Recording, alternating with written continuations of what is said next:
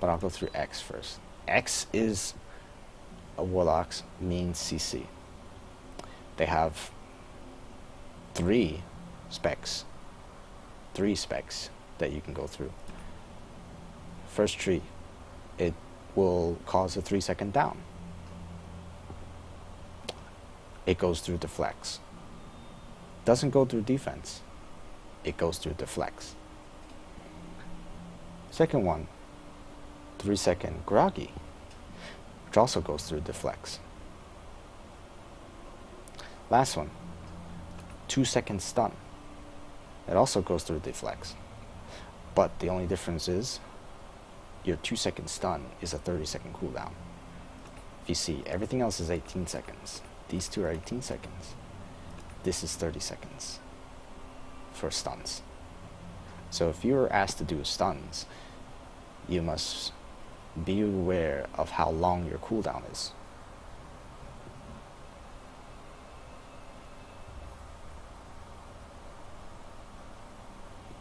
They can do any of these, depending on whatever spec it is. And is a very fast cast. I can be in the air and cast it. You can literally get tripped right away. And X, all three specs, doesn't matter which spec, will cause soul vulnerability.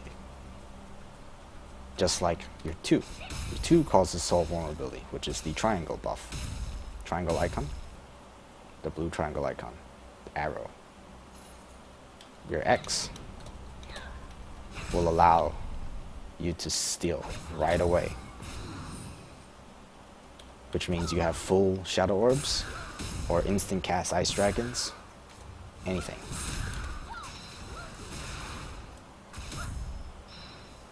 So this is the main Warlock CC skill.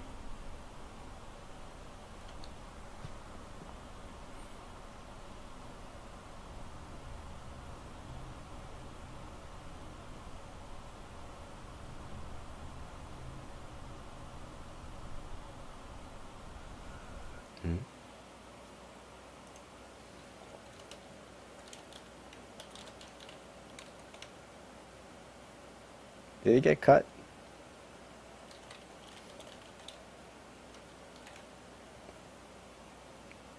Ah, the VOD got cut though.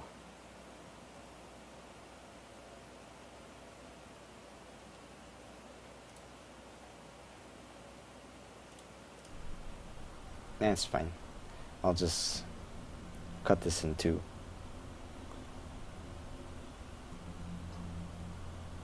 It's okay. I'll just cut this in two. It's fine.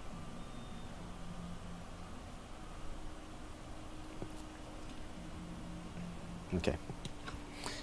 So 2, 3, 4, V, RB, X. All of these are offensive abilities.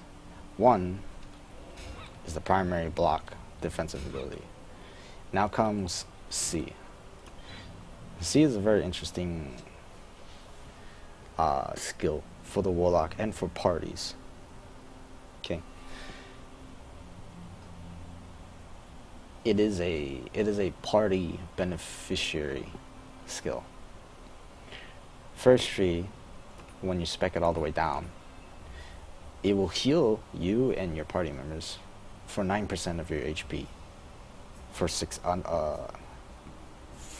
over 6 seconds, and it will reduce all incoming damages by 20% for 6 seconds duration. The charm field lasts 6 seconds. Okay. Second tree is a CC immunities charm field. You and your party members are immune to downs, groggies, stuns for 6 seconds, along with reduction in damage by 20% for 6 seconds.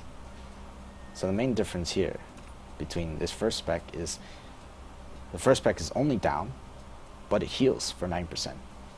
The second spec adds a groggy and stun immunity, but it takes away the healing.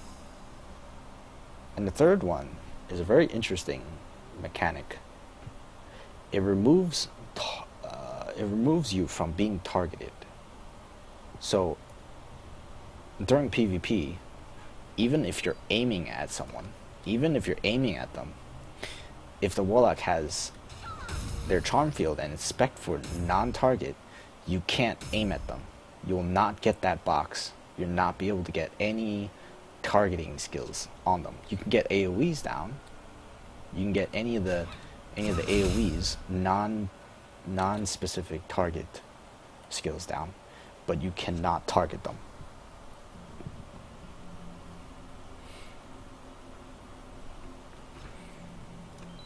It's not very useful in PvE.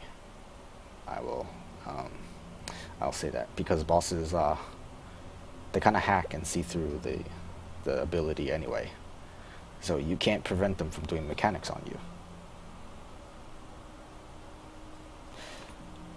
Most Warlocks stick to the first one because it heals you for 9% of your HP. It's pretty good.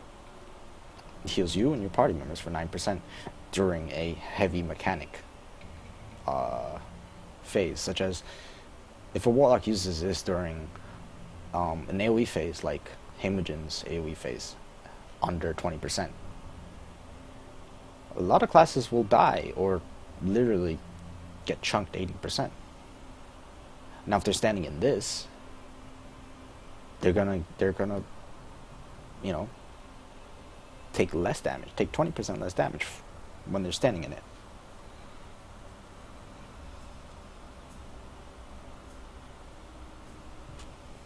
For the third tree, what's the difference between the first and second? You and your party members. The last one adds your party members. The second point. First point is just you yourself.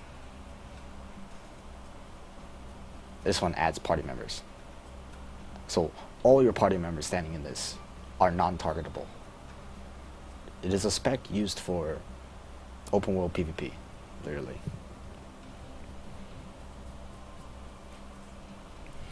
Does this skill stack with FM skill shield? What do you mean? Stack with FM shield? You mean barrier? And FM's barrier? The damage reduction? The damage reduction on an FM is from projectiles, though. It's from projectiles. It prevents projectiles.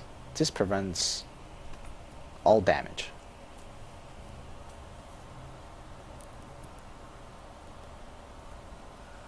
This prevents all damage, not just projectiles. This prevents AoEs, melees, ranged, all damage incoming. The FM grants immunity to projectiles. It's kind of different. Well, if you ice freeze, then you're immune to all damage. It doesn't matter if the Warlock has the charm field down or not. Okay. Now the last of the major skills that you can see, well, the second to last, is your Z. Now, if anyone has played against or played as an OBM, this is not a very weird skill. This skill grants you a 5-second, 5-hit immunity shield. This first tree. 5-second, 5-hit immunity shield. You can take up to 5 hits during the 5 seconds, or your shield, your barrier will last 5 seconds, as long as you take under 5 hits. And it also grants you, it heals you for 5% of your HP.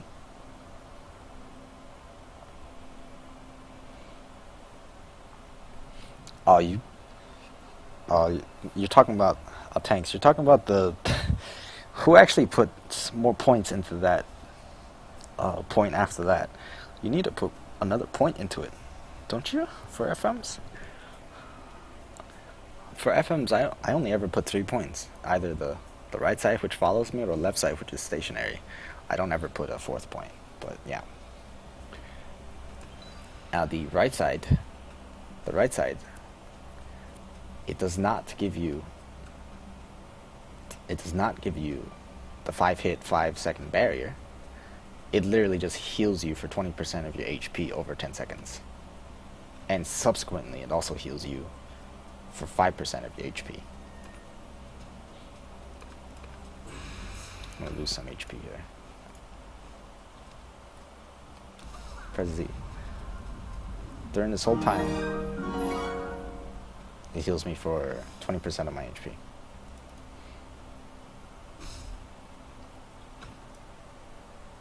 As long as I keep getting hit. It's a really strange bubble, because it heals you instantly for 5%, and then it grants a bubble for 20% of your HP. So if I'm getting hit, I have a 20% bubble, just like Sin's 2 skill. The Sin's 2 skill, if you spec it all the way to the left, or is it to the middle? It's either the left or the middle. I can't remember it right off the top of my head, but one of the Sins to the woodblock ability, it grants you a 20% HP barrier on you. This is pretty much the same thing. Gives you a barrier.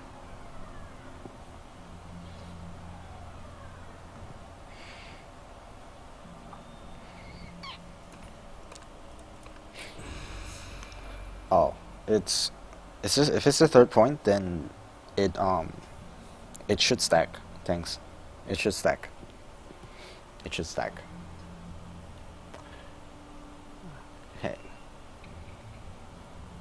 Now the next offensive ability that is every class's chi generation, your LB. You are forced to choose between left or right LB. Left side grants you 15 chi over the 5 seconds. There's a 9-second cooldown on the third hit. Okay. If you block, if you crit on RB, or you do any immunity, if you proc an immunity, you are able to immediately use the third card. It grants you 15 chi over 5 seconds on a 9-second cooldown. So it's essentially a 4-second cooldown with 5-second uptime. I'll use up my chi. And you see, if I crit on RB, you can immediately use it. If you saw that light up. If you crit your RB on any spec,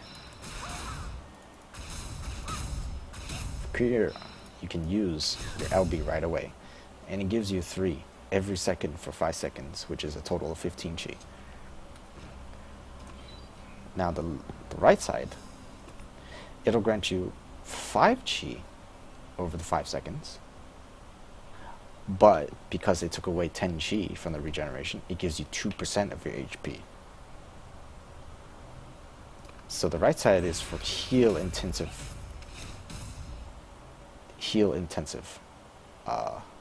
encounters. You see, it ticked twice. It's healing me. 600. It ticks twice. Every 2.5 seconds, it'll heal me for 2% of my whole HP.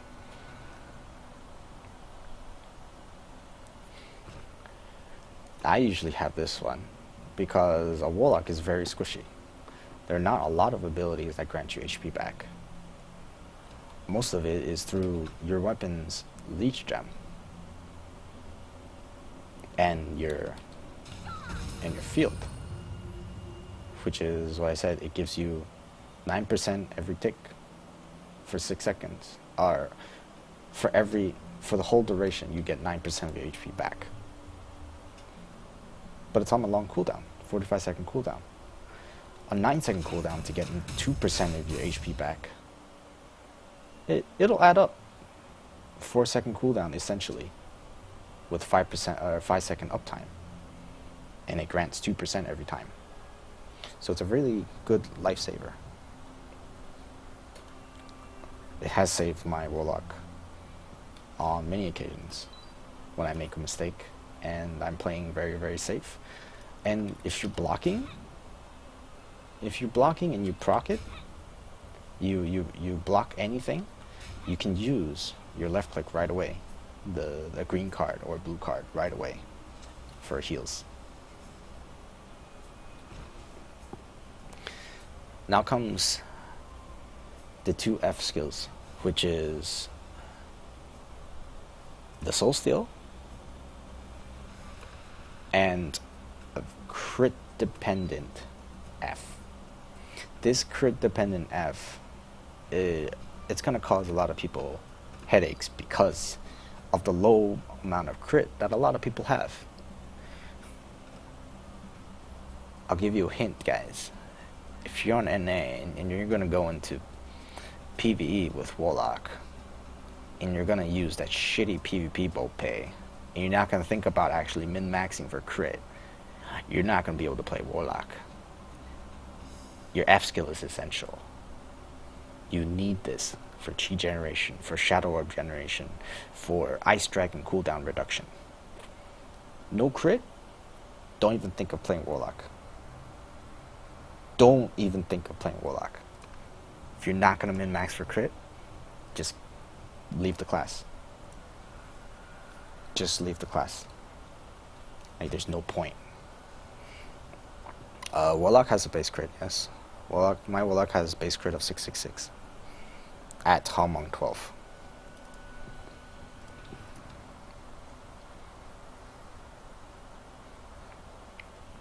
Okay. So, I'll first talk about Soul Steal. Soul Steal is a long cooldown, 45-second cooldown. It is essential for Warlocks to use this on cooldown because it grants a lot of damage. Okay. First tree, you have to put 3 points in because there's just too much stats missing if you don't put it in Soul Steal.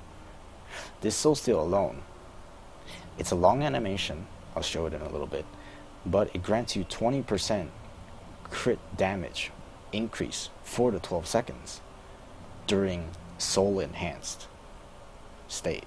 When you steal a soul, your soul enhances, and you're in a soul enhanced state. In that whole time, you're given full chi recovery. You're given 20% extra crit damage. You're given a chi, 1 chi for every hit you do, no matter if crit or not.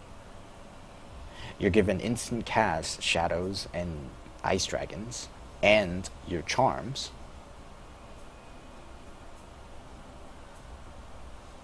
It is a very, very important skill.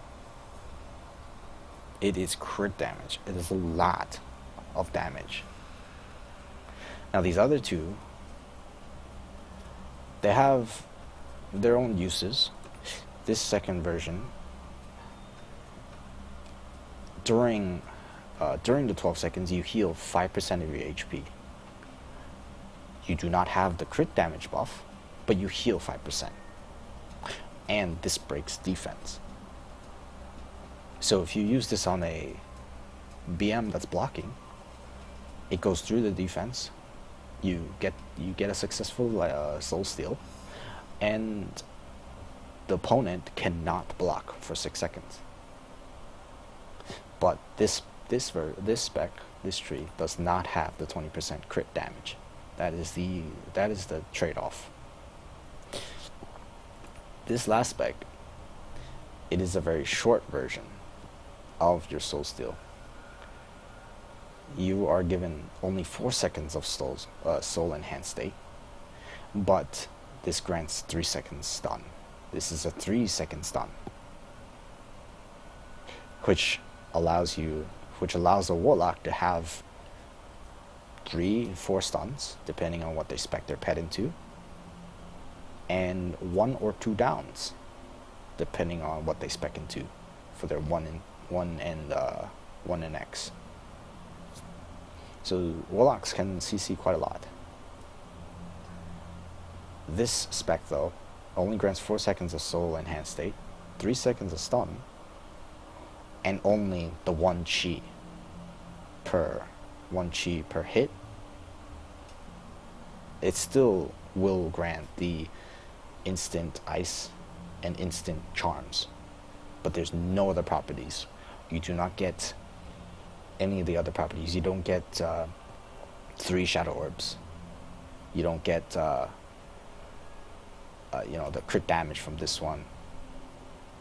There's a lot of stats missing. You can just see from the lines, the difference in number of lines. There's a lot of stuff missing from this, but it is a shorter cooldown. 45-second cooldown and 36-second cooldown. Now, the only thing players have to be careful about is that it has a long animation. That whip has to go back to the Warlock's character for it to be successful. If the target interrupts you at any point during it, if you get interrupted by something else, like a boss AoE or a player that comes in from the side to assist, your cooldown is used up. It's put on cooldown, the 45-second cooldown. You do not get your soul enhanced state buff. So you lose out completely. You must finish the animation. It is one of the most longest and awkward animations for Warlock. But it's a big risk for big gain. You must finish that whole animation. It's about 1.5 seconds. It's a 0.1 second cast, but it has to come back to you. It's a very, very long cooldown or animation. Now the other F that I said is very, very crit based. Left side is a 3-second cooldown. Upon crits, you heal for 25% of the damage done. You get 6 chi over 2 seconds. You reduce the cooldown of ice dragons by 3 seconds. Upon crits, you also reduce the cooldown of your V, your charms, by 3 seconds.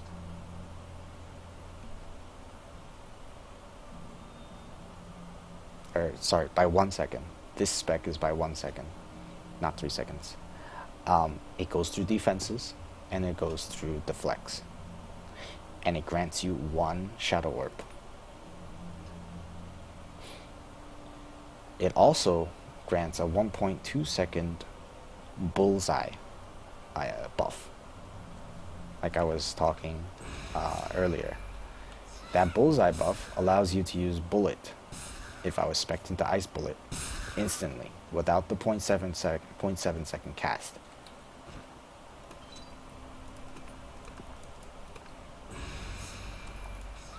It's based on crit.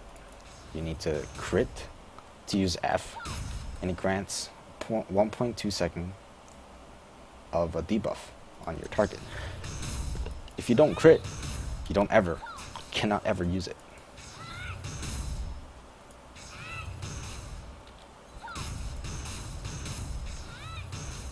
Now, do you see how dependent crit is? If you keep critting, you can keep using RRF. If you don't crit, you're stuck there looking like a dumbass because you are casting 0.7 second cast bullets. Crit. I'll say it again. Crit. It's important. Now, the right side. Okay. I forgot to mention one thing. The left side is mainly for ice spec because of the amount of chi deprivation that bullet causes. Bullets cost 3 chi each. They restore 1 chi upon crit, but they cost 3 chi each. Now, if you're using two bullets per 1 crit F, that is a plus minus of 0 chi. Because 3, then you crit and use an F. This one restores 6 chi over 2 seconds, which means as long as you keep critting, you can stand there and use right click F, right click F, at no cost to your chi. That's the bread and butter for ice. That is the that is the bread and butter for ice spec. You need crit. You need to crit your RBs in order to spec, in order to proc your F. Now, the right side is for shadow. Okay. Both specs share one trait. It reduces Ice Dragon by 3 seconds. The cooldown of Ice Dragon by 3 seconds. Except the left side has a 3-second cooldown, restores 6 chi. Right side has no cooldown. It does more damage, as you can see. The left side does 2677 to 3000. The right side does pretty much double, but it costs 2 chi. It costs 2 chi. It does not replenish any chi. And it also grants only a 0.8 second bullseye mark. So that's a reduction of 0.4 seconds, which means you are guaranteed to do one less dimension bullet, even on low ping. On low ping, a 1.2 second mark, the bullseye mark, will net you maybe 3 casts, if your ping is very good. Now, if you change to the 0.8 second mark, bullseye mark, you're guaranteed to lose 1 bullet spam, no matter how good your ping is, because of global cooldown. But the right side is kind of more suited towards shadow dragons. If you're using this side, it is more suited for shadow dragons, because shadow warlock wants to generate as many shadow orbs as possible. Both specs will generate shadow orbs, but the left side has a 3-second cooldown. You will see later when I demonstrate a full rotation of shadow that if you have a 3-second cooldown on F, your whole fluidity is ruined, in my opinion, because you're waiting there for half a second for the F to come off cooldown.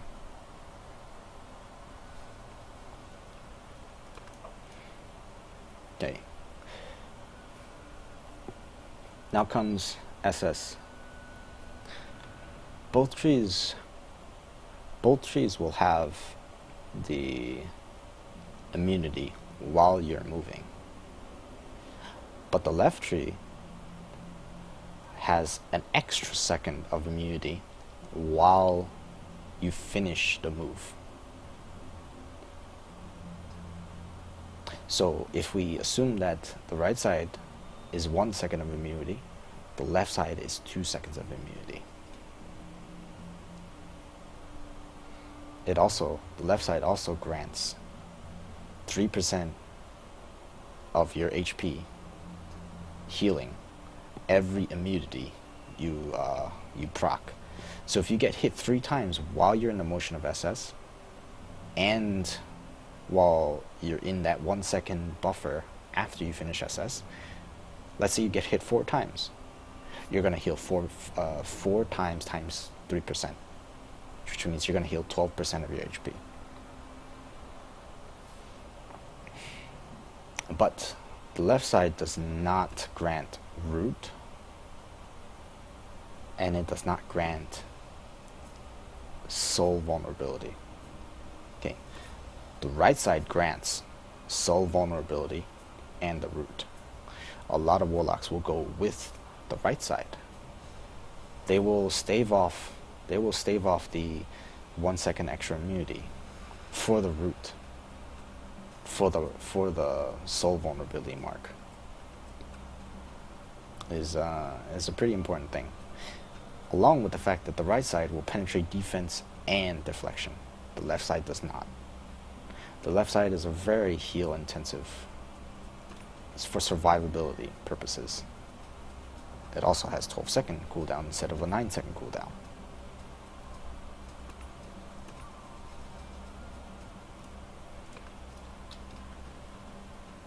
So if you're within 3 meters of target, you will root them and you will mark them for soul. And you can steal their soul for a soul enhanced state right away. And the other reason why a lot of Warlocks go with the right side is because it goes through defenses. A lot of bosses will just put up their shield. Well, you just turn around and SS them. If you have the left side and they put up their shield and you try and SS behind them, it's not going to do anything because they block your SS. Like, well, it doesn't block it. It doesn't really do any damage, but it doesn't have any other purpose. It doesn't have any other purposes. So, like, for instance, on twins, when the red twin is blocking, a Warlock could just turn around, SS, and the twin is just going to stand there looking that same direction, doing nothing for 4 seconds because she's rooted. Now if you're at the left side, she can't do that because the twin is just going to turn around and block.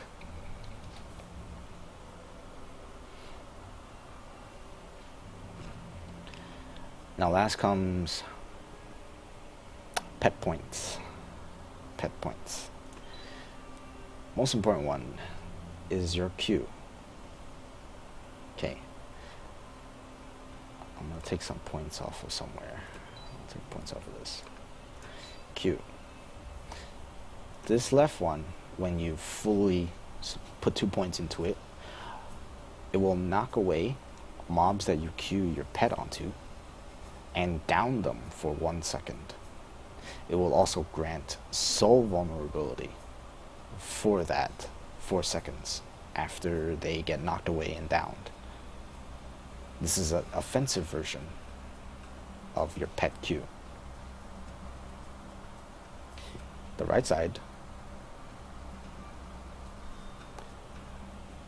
grants a 2-second stun on your target.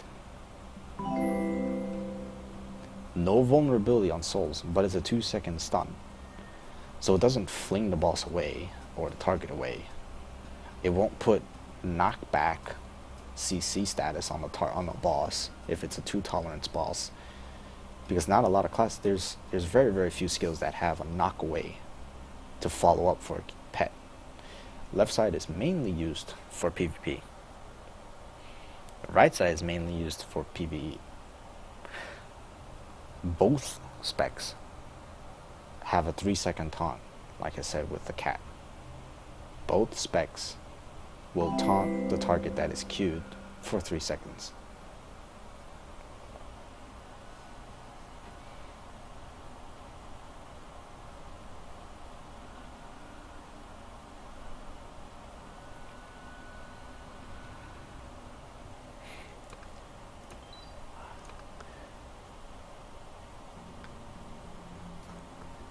Now, we'll talk about this section is all for the pet abilities. It's if anyone has played a summoner, it is pretty much the same as the section where you enhance your pet, for your pet to do attacks, for your pet to do certain abilities in certain times, or to do more damage for skills. This ability, this pet enhancement, is very important for Warlocks to keep in mind. If they spec for attack, the pet obviously does more damage, and it will do a bullseye mark on your target every time it does regular attacks. Every time it claws, it will do regular a melee attack. You'll see. It claws, it's gonna do bullets. It claws, it's gonna do bullets, because you can do bullets right away. Your pet is a very good marker for you, but it has to be an offensive spec. Now you see how much HP it has. 40k, 38k. It's not a lot of HP. It'll die in 1 AoE from almost any boss. Now if you spec it for defense, it will heal for 2% HP. It won't mark but it's available, it will stay alive a lot longer because it has more HP and it has more defense. As you can see, it's not marking with slashes. This is why a Warlock will not summon a pet non-chan just randomly and try to keep a pet uptime like 100%. You want to summon it to do specific skills such as spiritualization or time warp. You're not going to summon it just for that mere, I mean, you guys were seeing it, there's like 1,000 damage. That's nothing. It's not a lot of damage from the pet itself.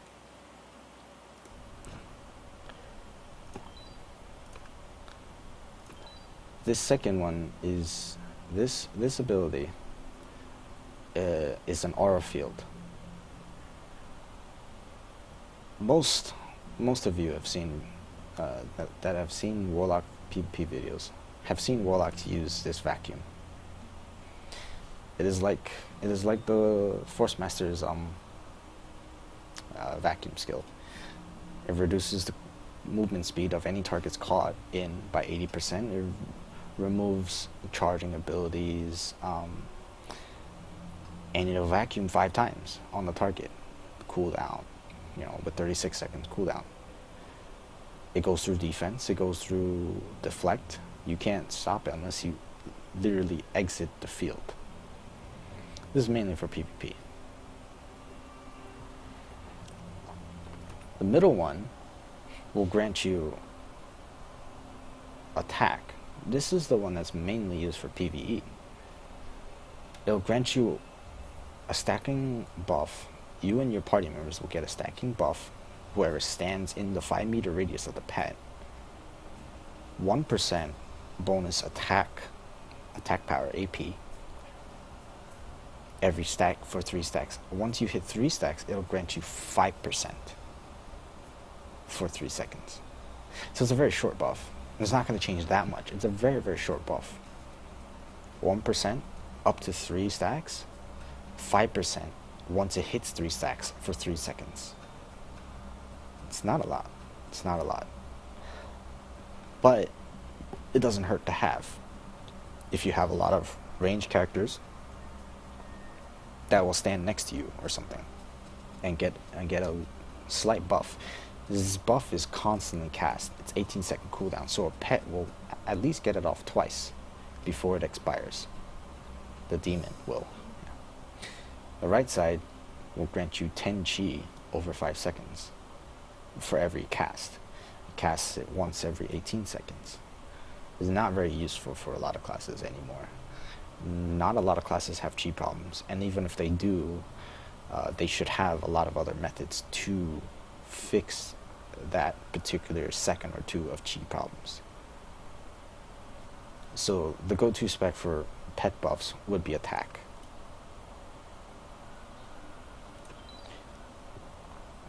This one right next to the defensive version, it'll just increase the pet's damage. The pet will do bonus damage on a grabbed, mounted, or force grab target. It's not very useful. I never put points into it for the left side for PvE. Now you would put in points for PvP for the right side, because if your target is stunned, groggied, or downed, your pet will knock it up for you. Your pet will knock it up for you. So this is a second way of knocking up an opponent along with your 2 ability. If you spec this for PvP, on a stunned or groggy target, you can knock up yourself. Then when you summon your pet, if you down the target, your pet will also knock it up again. It's a lot of damage when it's a lot of like time loss for the player, your opponent, if they're in the air because of your pet. It's for PvP though. For PvP. Last but not least is the pet sacrifices. Okay. First version, your pet will just explode. And in the 5-meter radius, it will do the listed amount of damage. On my screen, it's going to show 11k damage plus a 6k bonus damage for the explosion. It's only a 17k damage hit at my level for a sacrifice for a pet. It's not very good. I haven't seen this ever used. Ever. Mostly I've seen is spiritualized. This is the... Who just messaged me? This is one of the most highly anticipated skills for NA. It'll give you... Okay, I guess people are confused about the pet explosion. I'll show the pet explosion. Ready for pet to die?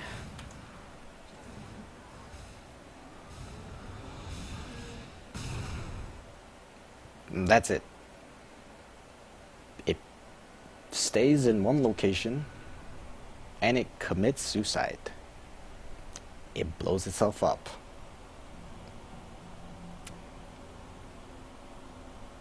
Let's keep away from any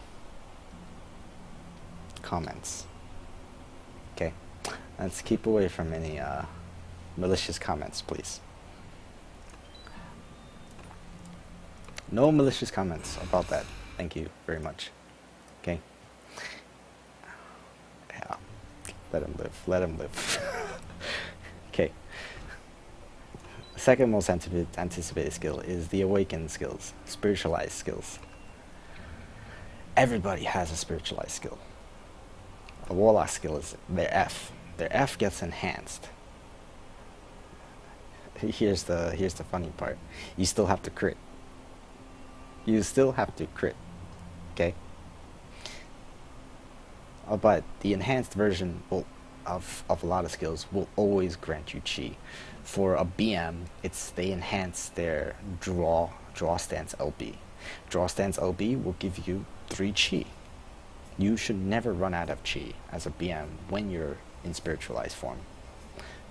LBM, it's their draw stance. LB, it's their RB when they're not in draw stance.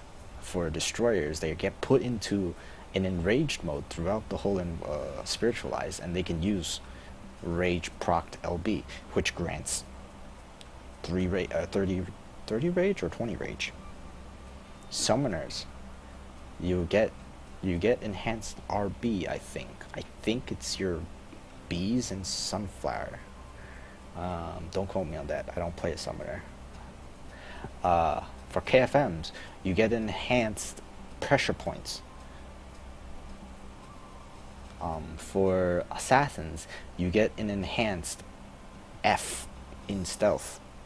Your F in stealth is enhanced to always give you chi.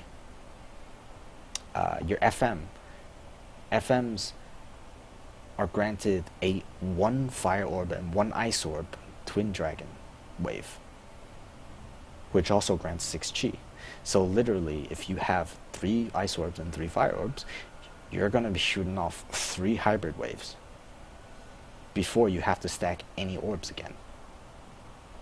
Oh, it's left mouse button for summoners? Okay, sorry. Left mouse button.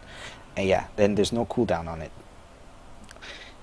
When you're in awakened state, when you're in spiritualized state, almost none of your high damage affected skills have cooldowns.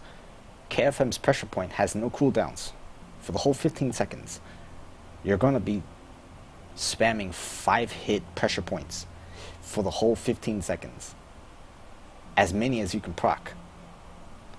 You go immune proc. You push X, you get 5 points, 5-point pressure point damage. You do any skills, you get 5-point pressure point damage. It is a very big deal. What classes did I miss? Did I miss any classes? BMs, LBMs, Sins, Summoners, FMs. Warlocks is the F, which I said it grants 6 chi back. I think that's it. Yeah, I think that's it. And during Spiritualize, during the buff that you get, all your cooldowns are reset. Any cooldown that is able to reset, you have to remember that. Like for example, a Destroyer's Rage, their E skill is not resettable. It will not reset upon Spiritualize. Any other buffs, any other stats like this that have an iron frame around their cooldown, these cannot be reset. So if you have a skill like that, you cannot reset it. A BM's Summon Blades cannot be reset. It will not reset.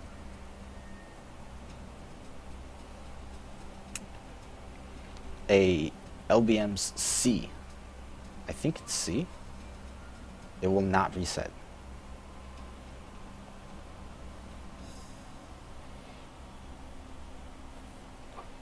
I'm pretty sure I mentioned Limblade Masters. Limblade Masters is LB. It's LB in draw stance and RB in out of draw and in a regular stance. I'm pretty sure I remember to mention them. The little shits, little rats, little cancers. How do you not mention them?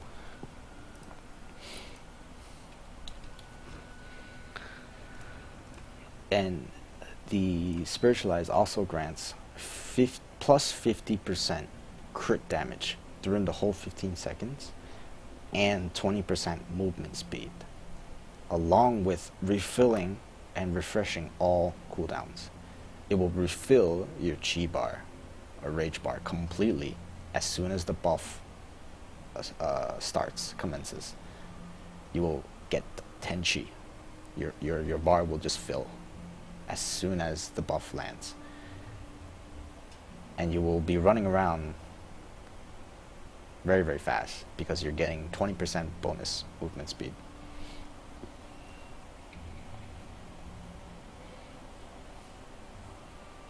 Oh, 90 seconds.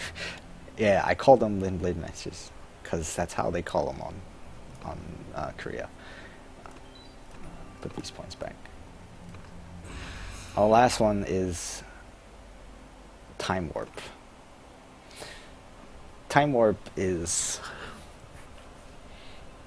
a very limited ability. Very, very limited ability.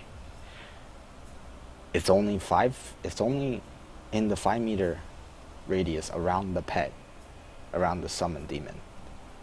Players must stand in it for all their resettable skills to reset. So again, Blade Masters cannot reset their V, their summon blades. Destroyers cannot reset their E rage. LBMs cannot reset their C draw. These skills cannot be reset, but everything else can be reset. Skills are reset 3 times in 5 seconds. So every 1.66, 1.67, whatever it is, the math, all of your skills that are resettable will reset.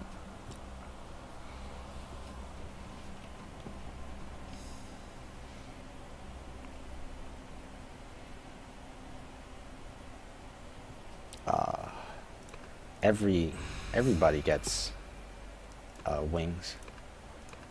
Everybody will get wings. And I'll show.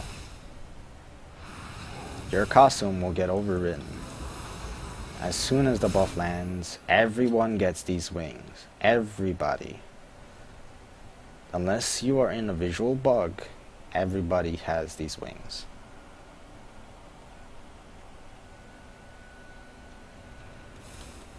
And once the buff ends, the costume dissipates.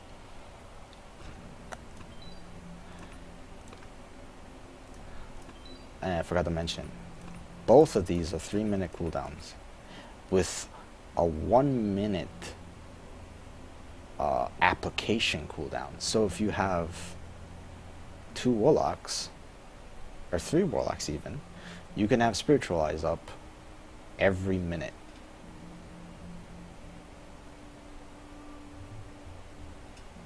That is one way to stack Warlocks.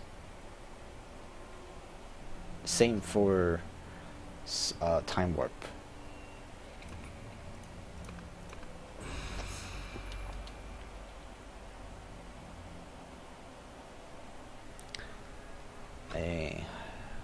Now you see, Time Warp, Spiritualize are non-resettable skills.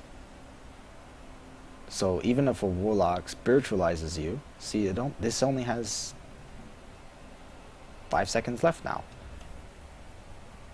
So a second Warlock can come in my party and spiritualize the party again before my own cooldown is up.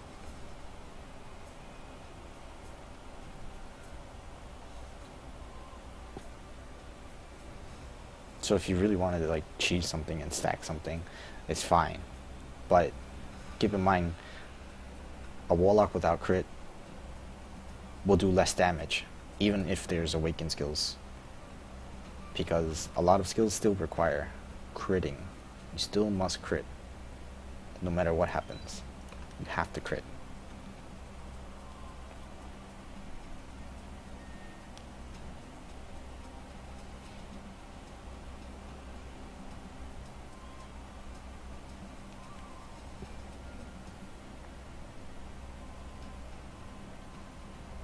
Kind of lose your angel.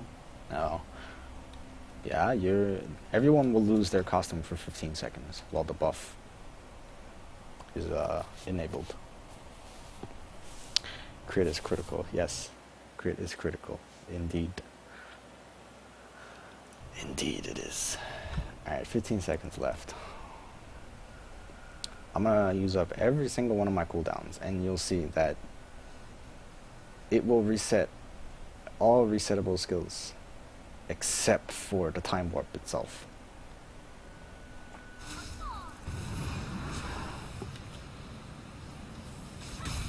And cancel. Here's Time Warp.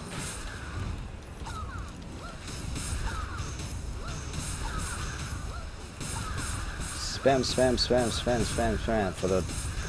for the 3 times that it resets. Everything resets 3 times in the 5 seconds while you're standing in that radius. If you're standing outside of it, you don't get reset. You do not get reset if you're standing outside of it. It is a very limited skill. Not a lot of parties use it. Spiritualize is still the better version of buffs for Warlocks, because there's no point telling 6 members to stand in the same 5 meter radius just to get skill resets.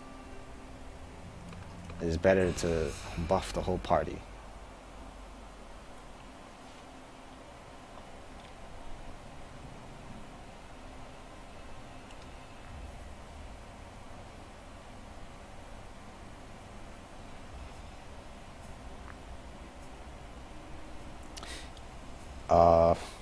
Big checks.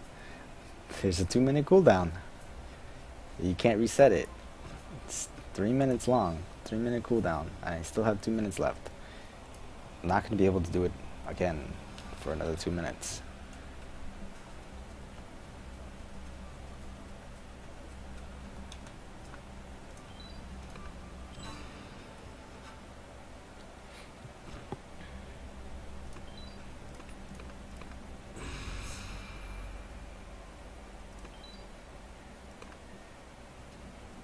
Okay, so that was all the skills in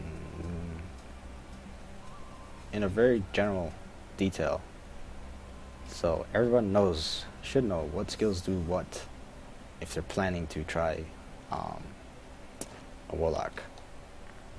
Here's some tidbits. Your block animation kind of can cut a lot of animations. Okay. It has a 1 second cooldown if you cast it, but you can cut a lot of animations. See that LB? I cut it in half. Instead of your hand going all the way across, you cut the animation, and you're actually defending before the charm even comes up. Same for 2. I can cut the time on 2, cut the animation on 2, by using LB and blocking right away after it. 3 is also cuttable. You can hinder the animation right before your arm goes up if you do it fast enough. If you do it too fast, you cut off the 5th hit.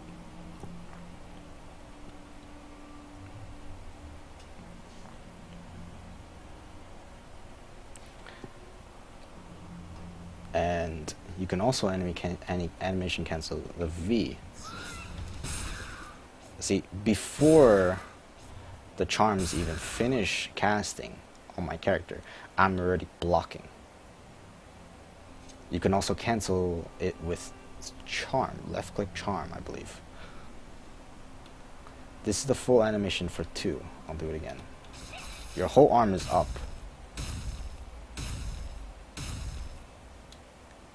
but you can cancel that with left click. You can cancel that with block.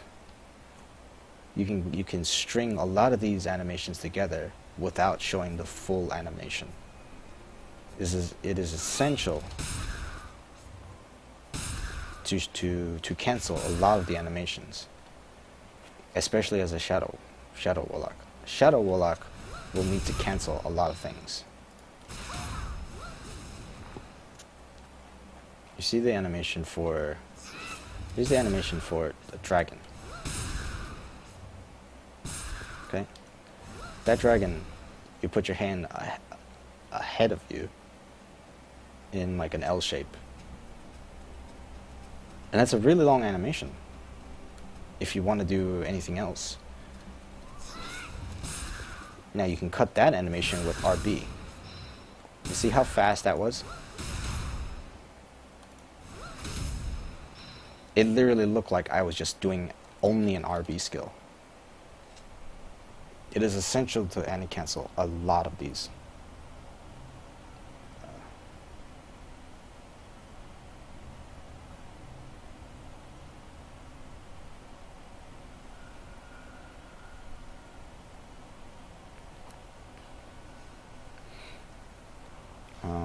What do you mean crit auto attack? What do you mean? Tesla, you have to chain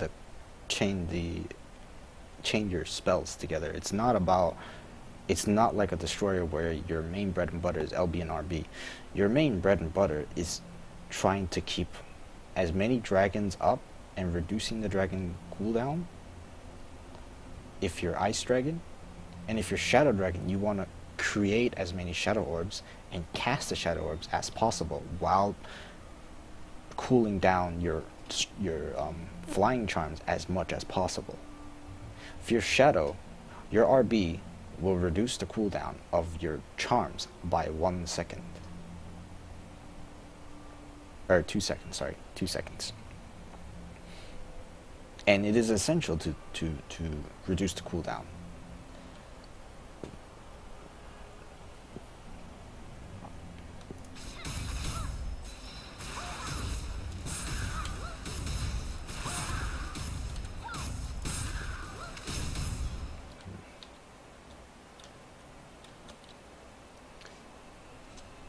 It's not like a regular melee class, and it's not like an FM or a summoner where you're just going between left click and right click and casting stuff off of it. You're trying to go fast as a warlock. You want to reduce as many skill cooldowns as possible. You want to cast as many dragons as possible.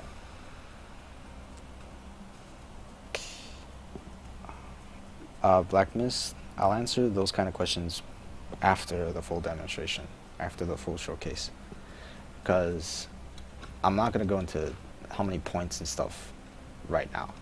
I want to demonstrate in the order that of presentation that I had in mind. And right now I want to do the animation cancellings. There's a lot of skills that need to cancel. Now, like I said when I was explaining the Soul Steel F, you cannot cancel this skill no matter what I do. That is the most awkward skill. You cannot cancel Soul Steel.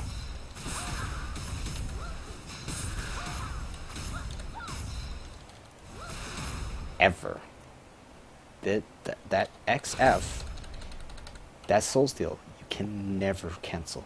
Never, ever cancel. It is impossible to cancel. So be aware of when you Soul Steal.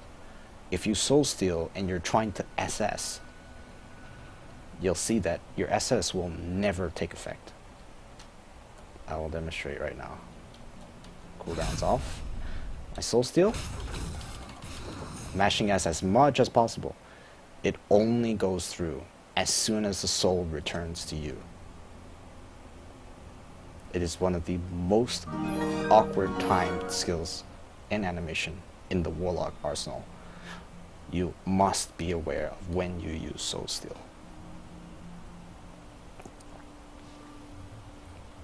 When you miss too, if you miss Soul Steal, like if you miss it, if you do not have enough accuracy, or or your target's immune while you steal, you're still caught in the animation. The full animation is still caught. You cannot cancel it, you cannot do anything unless an opponent or a boss knocks you out of the animation.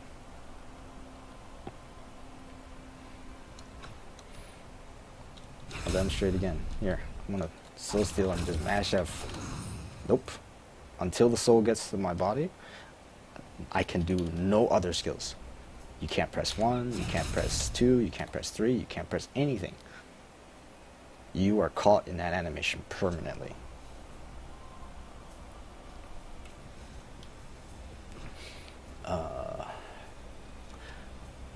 And here's a tidbit about the pet.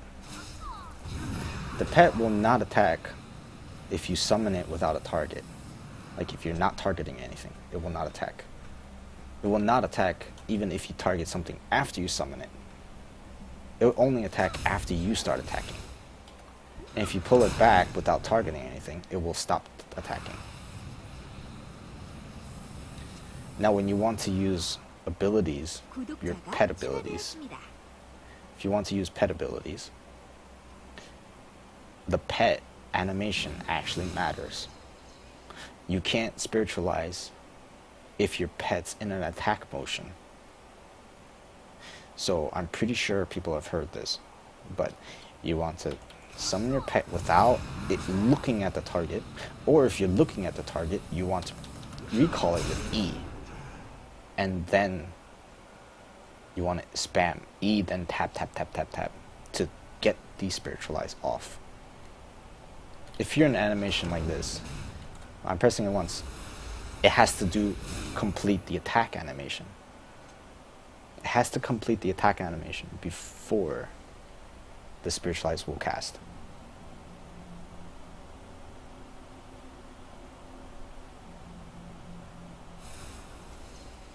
So that's one major thing about the pet.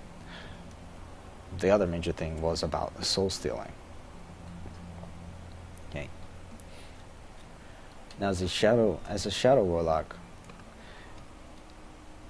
your main bread and butter is to initiate with a charm so that you can get dragons off, and then use delayed blast as much as possible. If you see delayed blast and look at my charm cooldown, it is reducing it by 2 seconds each.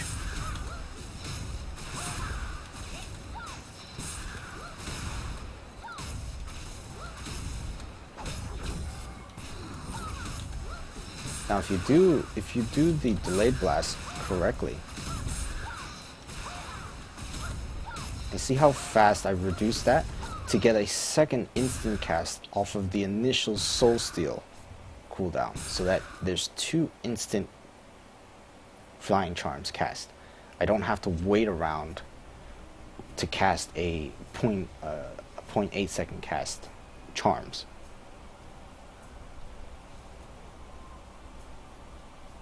you want to be able to do as many delayed blasts.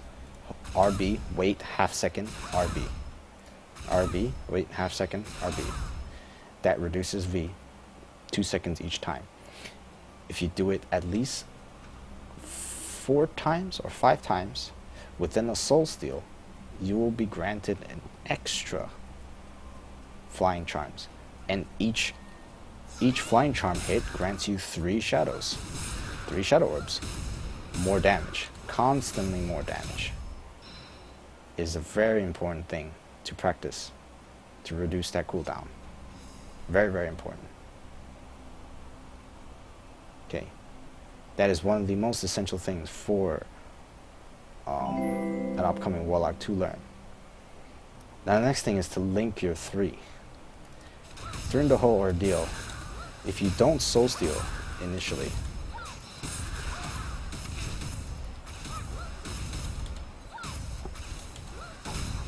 oh, I soul steal by accident, oops.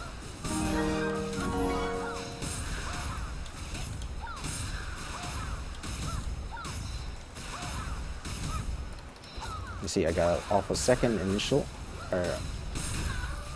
instant, and then you start off with another instant. But this time, the 3's instant is not repetitive for the whole 18-second duration, or the 12-second duration of soul steal. So you only want to use your 3 to proc your instant V about halfway cooldown of your soul steal, so that if you wrote the whole rotation on paper, you will hit a dry spell during the midway point of your soul steal cooldown. If you don't use that, if you don't use your 3 to proc an instant V, unless you're going to wait about 2 or 3 seconds of hoping for RB crits and then F crits to get one more dragon out before your V cooldown is up. So in the midst of all that, you need to insert a 3 somewhere. And players should also know that using a 2 randomly is not very advised. Bosses, especially 2 tolerance or higher bosses,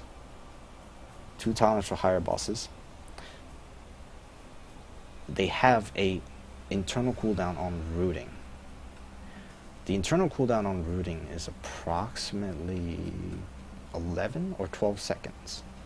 So Summoner's 8-second root has a cooldown of 4 seconds before another root can take effect.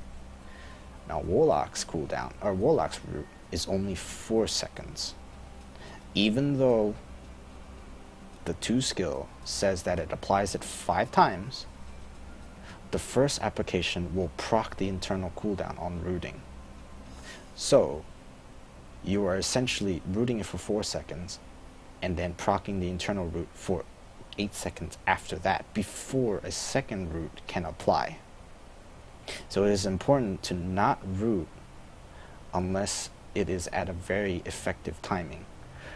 Like, let's say Heimogen is attacking your tank, a KFM tank or BM tank, whichever one. Heimogen raises his hand to do karate chop, and that's a long, very long attack animation. Your tank's either going to move out of the way behind him, or QE, or use QE to instantly move behind him. That would be a good time to root. Near the end of the karate chop animation, you root Heimogen.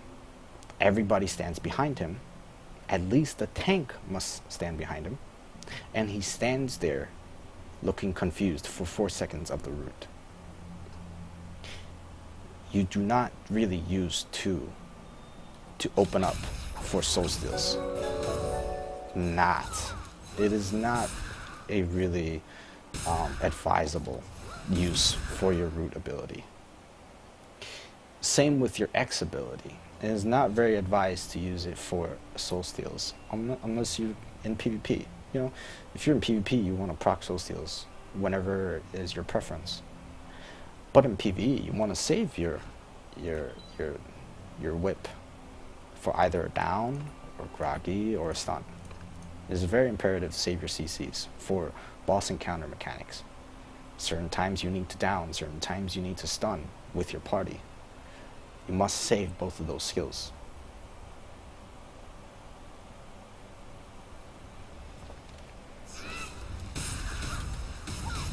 Now, to get Soul Steal on soul vulnerability without using 2 or X as a shadow, you literally open up with charms and you cast dragon, and you need to land your delayed blast. If you land your delayed blast and your dragon will mark so that you can soul steal. That is the most fluid way of getting soul steals. Not by using 2, not by using X. And if you even need to, you can just go up to melee to the boss and use SS instead. But you have to keep in mind, SS is another form of root. 4-second root with 12-second internal cooldown. Roots can make many encounters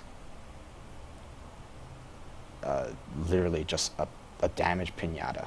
The boss is just a sandbag sitting there having everybody beat on it. Very, very important. Okay. So that's how Shadow Warlocks play. You keep pumping as many charms as possible. You keep using your F to proc shadow orbs. You soul steal at appropriate times using your dragon. And you try to maximize as many delayed blasts as you can with your RB to get the second instant off of a soul steal. And then in the middle of that, about halfway between the soul steal's cooldown, you use your 3 to get to keep up your burst.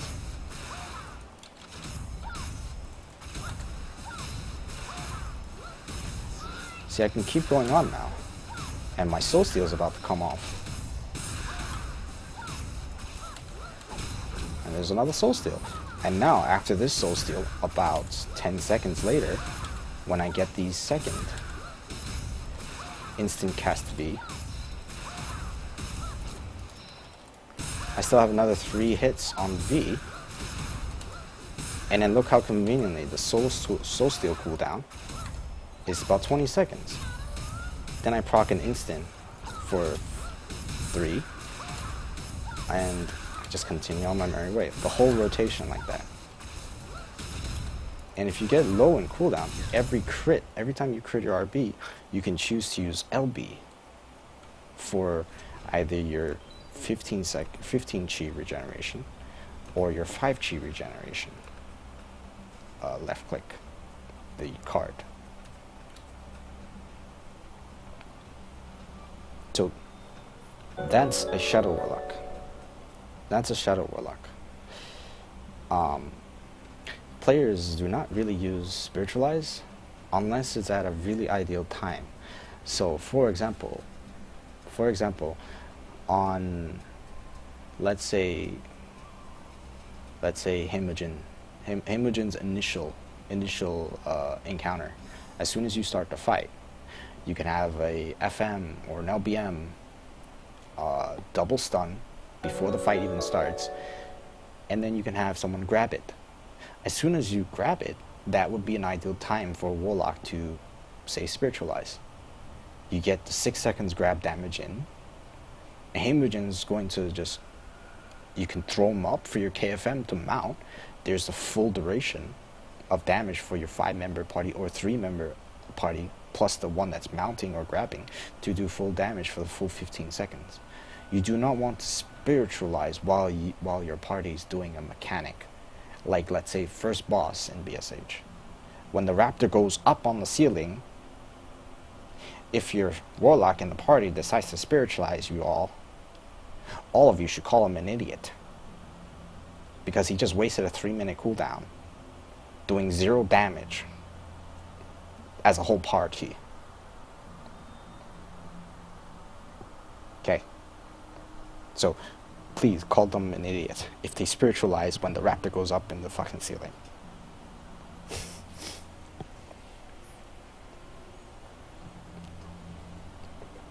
It is really an idiotic move if they do that. What is this outfit? It's not showing a picture. I so hot.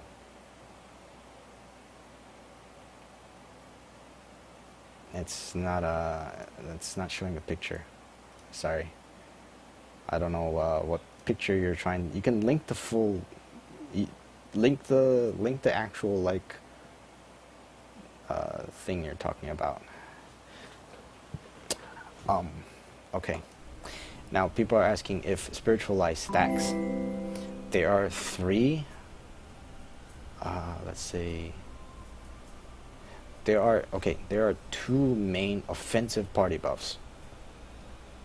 One is the Warlock spiritualized. 2 is the Tiger buff from either KFM or a Sin. Is there a third one? I don't think there's a third one. No, there's no third one. These 2 abilities do stack. You can pop spiritualize and Tiger buff at the same time, and you will have both bonuses stacking on top of each other. But they do not stack multiplicatively. They stack additively. So whatever percent of crit damage and crit that a Tiger buff grants, it is added to your base along with the base 50% crit damage that spiritualized grants. So you get a 100% increase in crit damage, not 50% on top of 50%. It's additive, not multiplicative.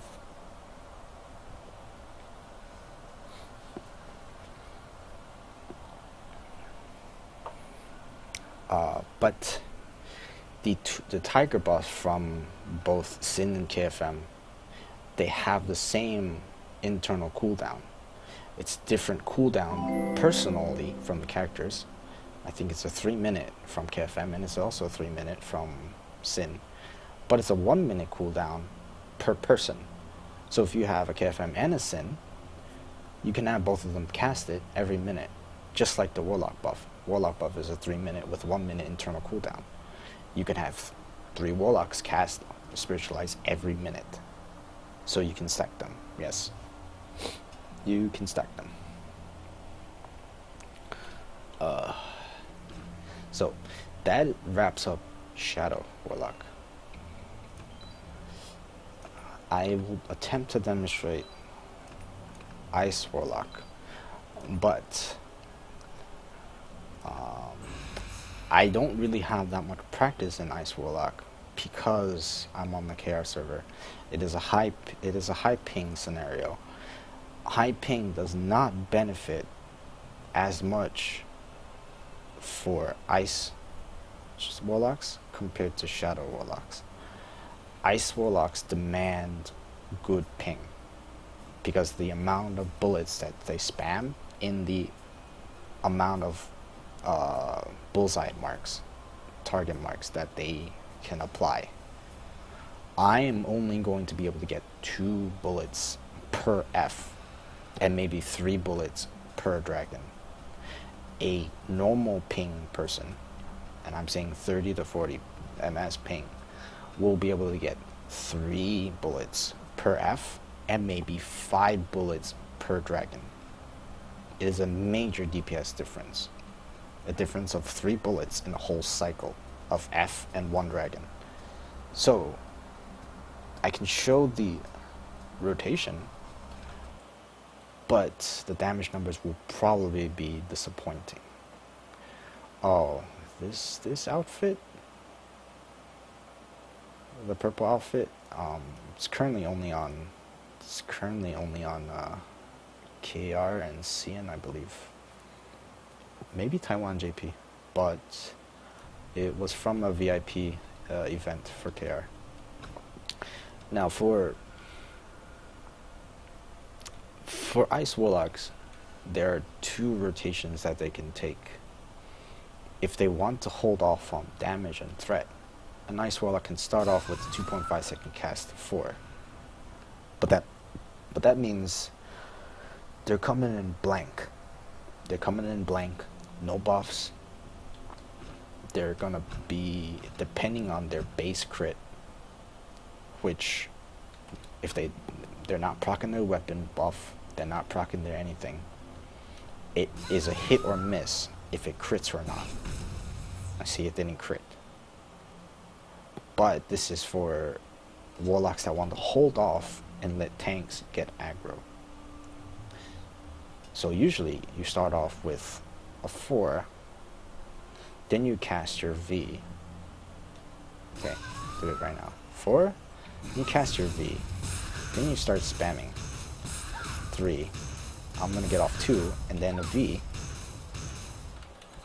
And then every F you do, every F, which is dependent on a crit RB, will reduce the cooldown of your dragon, Ice Dragon, by 3 seconds. So you constantly want to be able to crit F, crit F.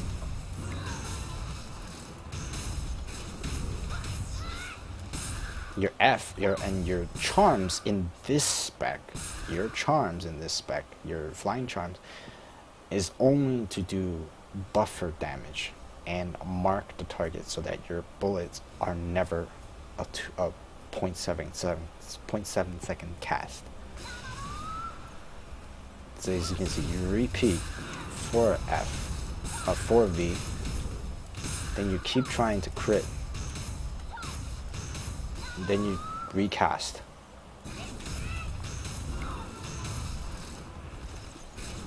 And in between all of that, as soon as when you see fit, there is no set rotation for Ice.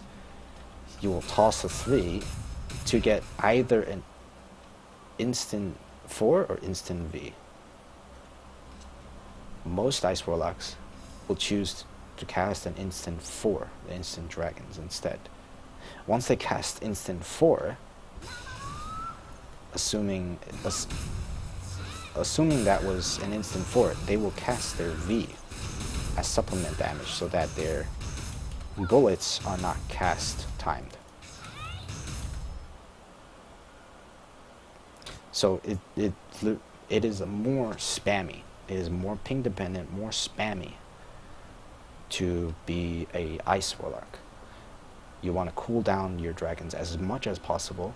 You want to put as many Vs as possible because that guarantees a mark, the bullseye mark on your target, which guarantees instant cast RBs, dimension bullets, and you want to crit RBs to cast your F. Your F you want to spec into the left side, which grants 6 chi every 2 seconds,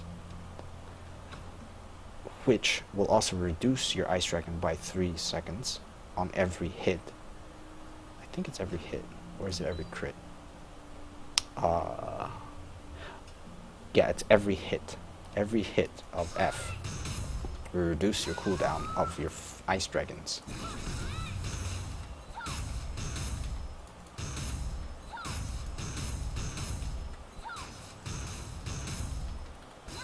And you just keep spamming dragon, charm, dragon, bullets, get your chi back, dragons. Again and again. And then if you don't get a crit, you're free to pop in your 3 to again spam dragons, more dragons, casting crit Fs again and again. You will never see me use 2 or X unless the situation calls for it. This rotation is more of a priority rotation. There's more of a priority for Ice Warlocks. It's more of a if, then, but, and situation. If dragon is up, cast dragon. If dragon down, but charms up, cast charms. If dragon crits, cast crit immediately for the dragon instant cast. If all on cooldown, spam RB until crit F. If crit RB lands, you cast F to reduce cooldown on 4. And then it just repeats the line. You wait until your dragon's up. So it's a long, like, if then and statement.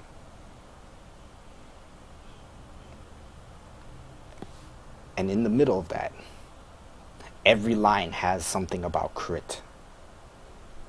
Every line has something about crit. If you do not crit for an Ice Warlock, it is very detrimental. If you do not crit as a Shadow, you can make up for it. Shadow is more forgiving, but you still need to master the Delayed Blast RB.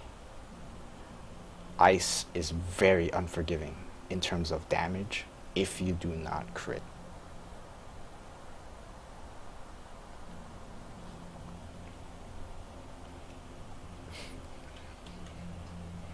Yeah.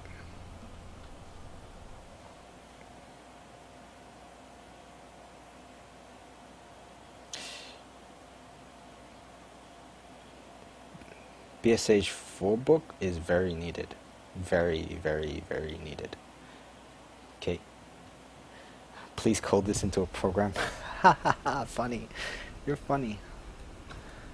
Okay. I'm not into that. Okay. Now I have a target, and I will show you guys the forms of CCs available for a Warlock. This is let's see, where's my other point? This is the most natural way to get 2 downs and 2 stuns on a Warlock. Where is it?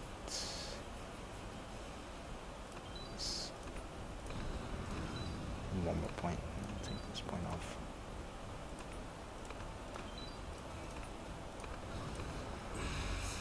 This is the most natural way to get 2 downs and 2 stuns. Oh wait, did I do extra down? Oh yeah, I did an extra. There. Now if you want 2 downs on a target, as a Warlock, you require your target to hit you at some point. Use F and then X. You need to spec those 2 for stun. Just root him. Now, to get 2 stuns, you have to have your pet cooldown up. Okay. You spec your lifesteal for the stun. I messed up. Oops. And you want to Q the pet. I pressed tab instead of Q. My bad.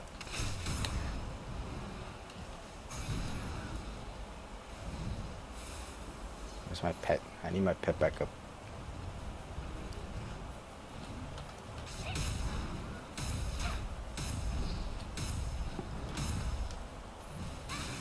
Ow.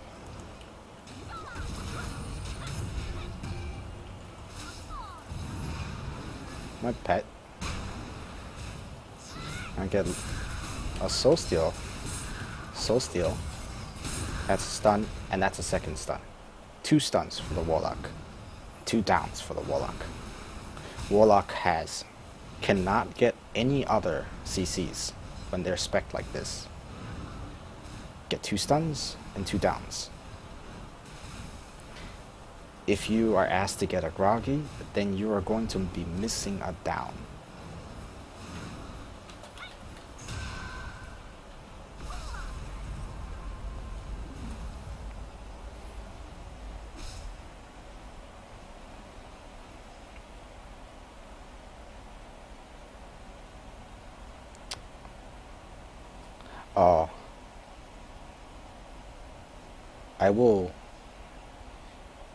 I will be uploading this, so if people missed anything, don't worry.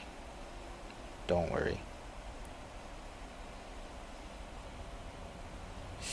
Um, and can you mix shadow and ice? You can, but there's no real benefits to mixing them. If you mix them, there's no real benefits. Because let's say you have let's say you have Dimension Bullet RB, Ice, right? And then you have Shadow Dragons. This means the only way for you to get Shadow Orbs is through your V or your 3. Your RB does not grant Shadow Orbs if you go Dimension Bullets. Literally the only way for you to get Shadow Dragons, to get the mark, is from your V Charms, and your 3 is very limited.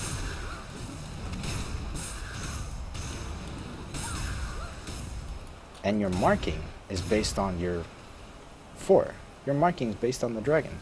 You need the marks from your dragon and your charms to get instant RBs.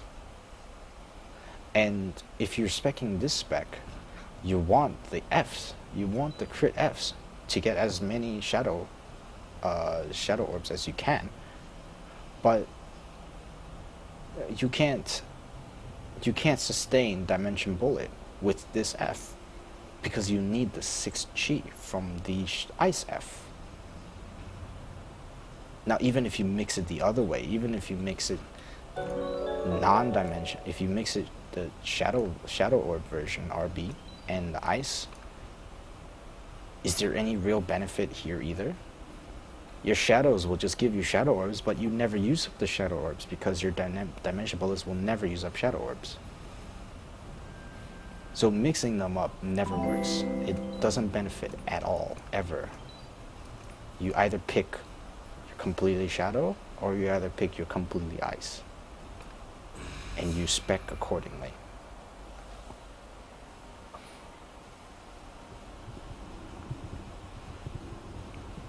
It doesn't help dynamic. People have tried. People have tried. It doesn't help in PvE when you're min-maxing damage.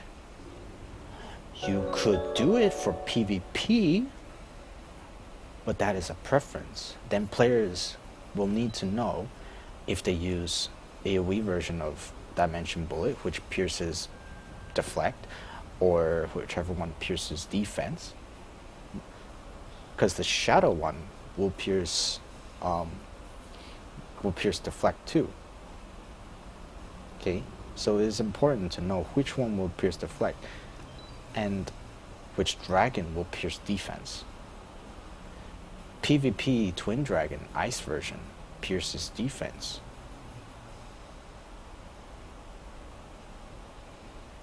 But Shadow Dragon does not pierce defense. Not anymore. So you either pick a preference for PvP or you stay pure element for PvE. There's no benefit to mixing it up. Yes, I've said that Ice V is still the best way to go for either spec, because these other two are literally for PvP. They heal you upon crits, and they do extra damage upon roots and stuff. These two other Vs are not meant for PvE because of the long cooldowns too. It's a 24-second cooldown, this is a 30-second cooldown. You will never be able to cool those down to get to sneaking that second instant V that I was saying during a soul steal state. 18-second cooldown is the only one that you can cool down barely. You have a 2-second window to cool it down within soul steal state with shadow RBs in order to get a second free instant cast V off. Okay. Change this back and change this stuff off. This is down. Yeah, this is down. I like the groggy. The one is immunity. The F go back to crit damage.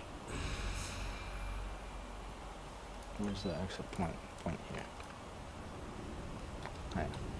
Now I'll show you the immunities. Immunities that Warlocks have. You can block almost anything. And once you block, your charm will show up. Red attacks cannot block.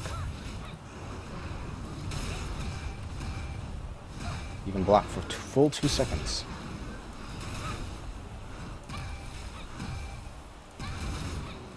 Now, if you're seeing what I'm actually pressing between blocks,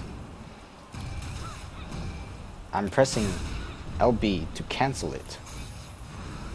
I'm pressing LB to cancel the end animation to get a second quick block off. Now, if anyone noticed, that charm barely came up before I'm in a block state. That is how the Warlock block works. As long as the Warlock is grabbing the charm up, he or she is considered in that block state. As soon as you see that charm go up, see, before the charm even looks like it's blocking, it is considered a block state. If you master that, you can literally use the 2-second full block on a Warlock. Now the immunity on a Warlock is through F. That first hit, if that is a 4-hit attack, immune procced it. The Z is an immune proc. 3 hits out of 5.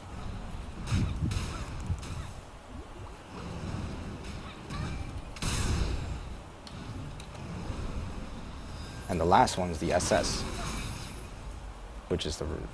Those are the only 3 immune abilities that a Warlock has, which I just demonstrated in a fight.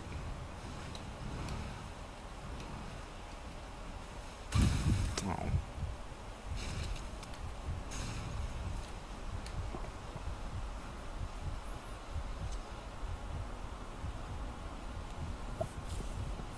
Yes, just like how BM can animation cancel the block. Correct. If you spec into the right side mantra, the LB, after every block, as long as the cooldown's up, 9-second cooldown, you heal yourself.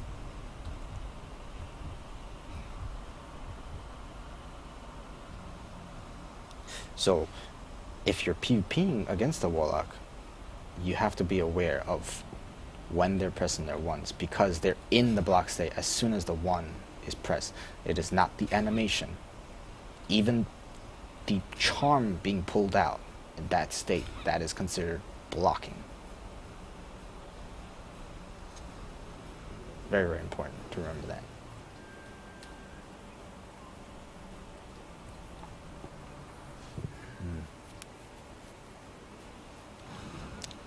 Let me show. I will show the pet knockup. How's that? Show the pet knockup, how it works. Down. Here's a down. Summon the pet. Block. Down. Down. The pet automatically does it.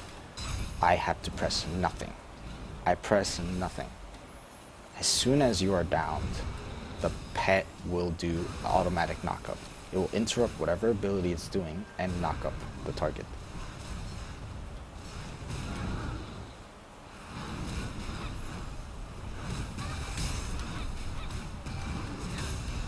Oh, cooldown is bad. Have to use F first.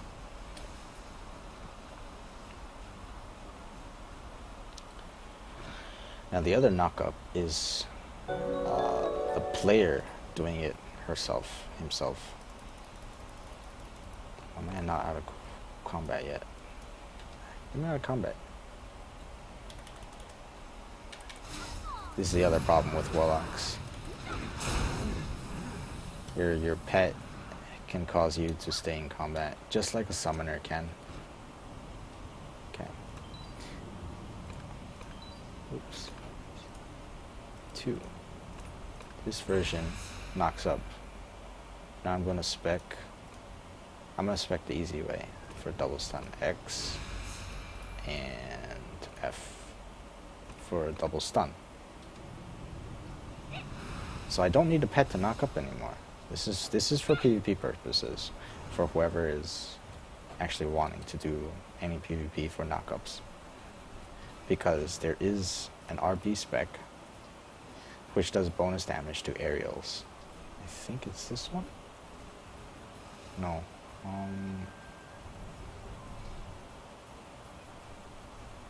This one.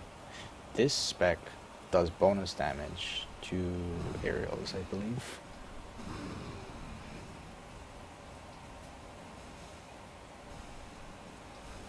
Yeah, when you're in the air, this costs 0 chi to cast. So there are a lot of specs for Warlocks to just keep trying to aerial an opponent and use no chi cost RBs to pummel them to death. It's just an example.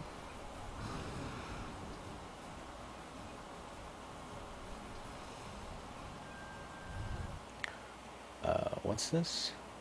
Name of the head adornment? Oh, that's the...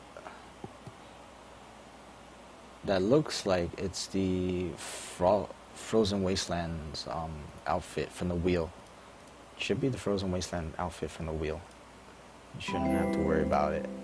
You should be able to get that from the wheel later on. So, here's the knockup. I'm gonna double stun it with X and F, and then press 2, and it knocks up.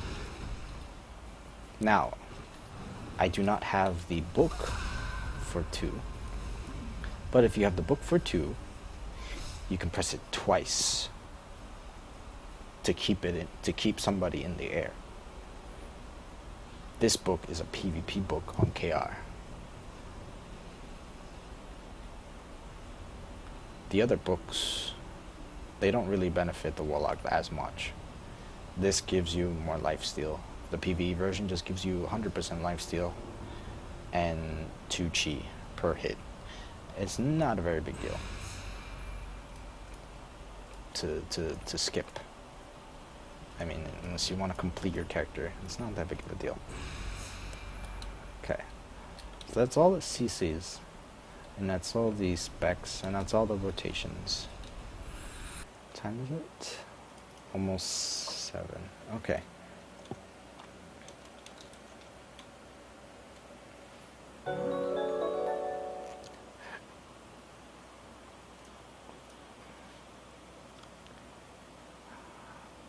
Nobody knows about NAU skill books. Nobody knows about NAU weapon paths.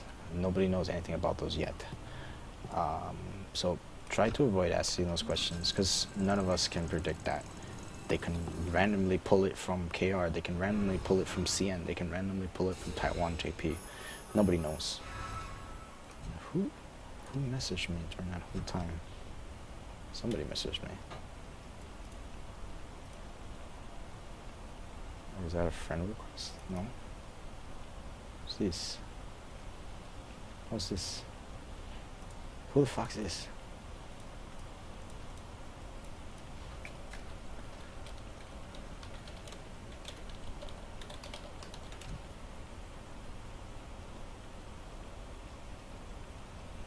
What?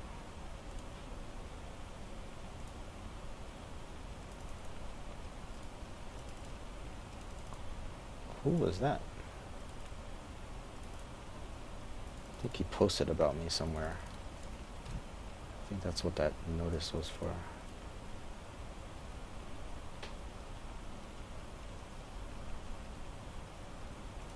I can't click on it though. God damn it. Whatever.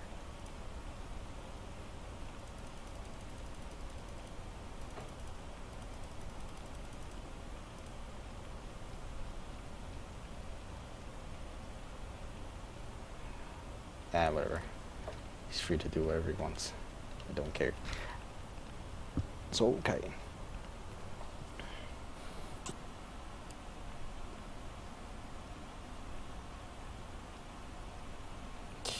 Yeah, you shouldn't listen to people saying you shouldn't upgrade, but you shouldn't listen to people saying you must upgrade. You will eventually upgrade on your own time. You don't need someone to push you ahead to upgrade. You don't need someone to tell you don't upgrade.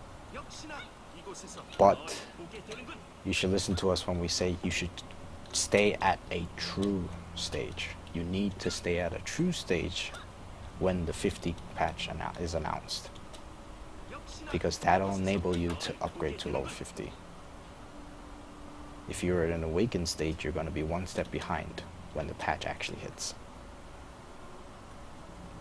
So yeah.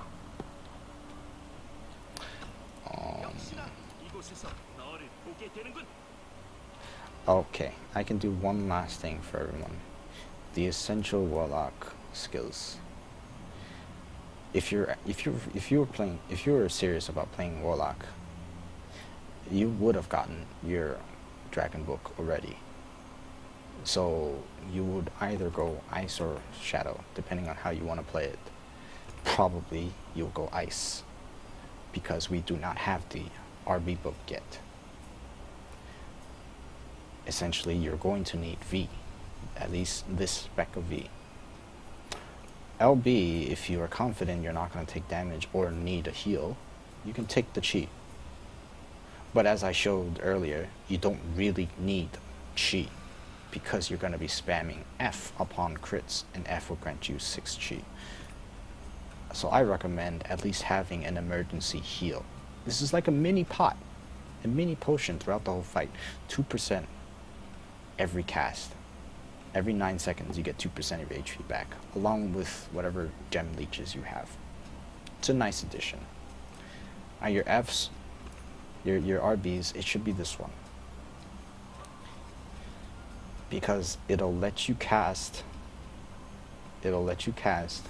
upon grabs and force grabs freely without the time. It'll remove the time on grabs and force grab of mobs. This one makes your RB instant on downs, aerials, groggies, and stun targets. Is less useful compared to spamming on a target that's been grabbed by a destroyer or a LBM. Plus, you should be the spec because it reduces the cooldown on your most used damaging ability. It reduces the threat. The second line says it removes completely threat from this skill. All damage done by this does 0% threat. The first spec does not. This is the only spec that removes threat. Now you want immunity. After you go on Ice, you want the 6-second regeneration of Chi. These are a must. All of these that I'm putting in points right now, all of these are pretty much you must-haves. Fs, you want this for the extra 20% crit damage. This you can probably take out because you probably don't have enough points to play with. Improving your pet. You're gonna get spiritualized, obviously. You're gonna get the 1 F for immunity. You should get this because if you don't have the extra point, it changes it into a single target instead of a field that hits five times. This only hits 1 time, this route. It's an AoE route, but it only hits once. This is a much more improved version. Your 2 escape, which is the tab escape for most classes, you're only going to need 2 points into it. Or 1 point actually. The second point just grants grab and force grab escape. You don't need it for PvE, obviously. The 3, you want to go all the way down. because the last point in it will grant instant instant cast force. If you don't have this on your last hit, it won't do anything. Your 4s, if you have the book, it should be this. Your Z's, you can take off the last point because that's a 5% heal, but you definitely want the extra point, because if you don't have the extra point, it's only a 5-second 1-hit shield. This is a 5-second 5-hit shield. And your X, if you don't put any points in it, it's a normal down. If you put 1 point into it, it's an extra second of down, and you can change it to groggy or stun. You don't really need points into this, except for 1 point, just to open soul vulnerability. If you need CCs, then you keep putting points into it. But this point is a must, at least. Now C, it's not really a must.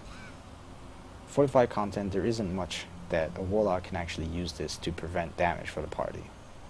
If your party members are stupid and they're dying, that's their own fault. You can't prevent it with 20% reduction. At least not in 45. Most of it is 2 shots, if it's Hemorrhaging balls. If it's Hemorrhaging AoEs, it's 2 shots.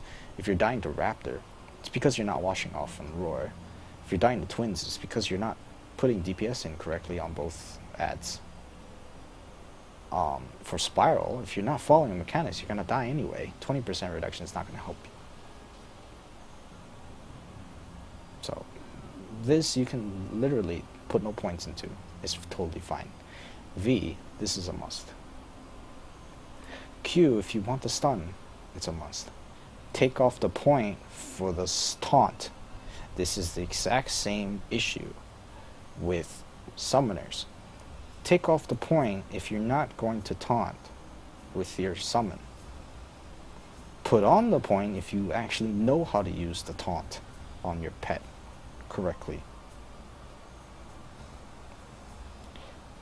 Your SS, you can take off the last point for the soul vulnerability. You should keep at least 1 point for the root, in my opinion. You should at least keep it for the root.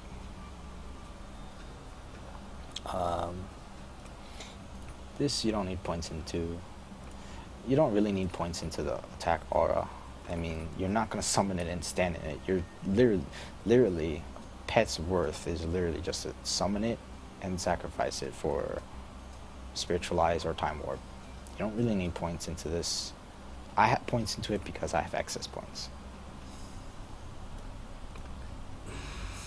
So your total points should be this much. I have 40 points used. 40 points used, okay?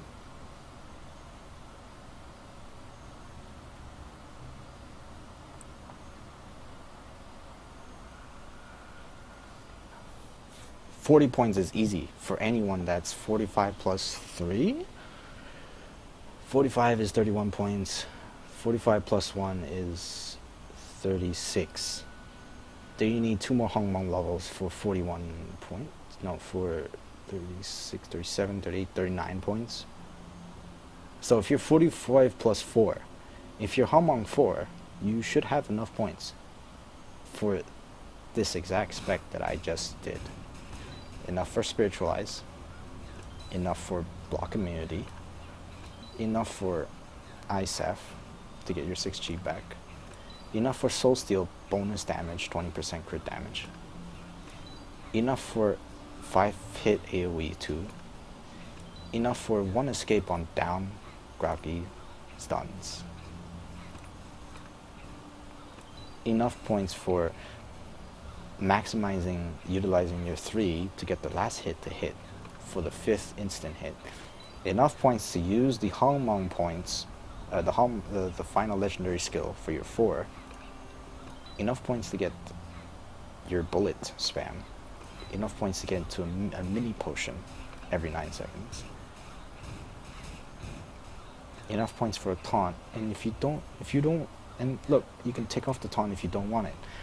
I have it because I solo tower on my Warlock. It's useful. I find it useful if you need a taunt for a little bit of time, breathing time. Or if your tank dies, you have 3 seconds there to taunt. That's your 40th point. You can have 39 points then if you don't want this taunt. Your root SS, as long as you have at least a root. Your 5 hit 5 second barrier.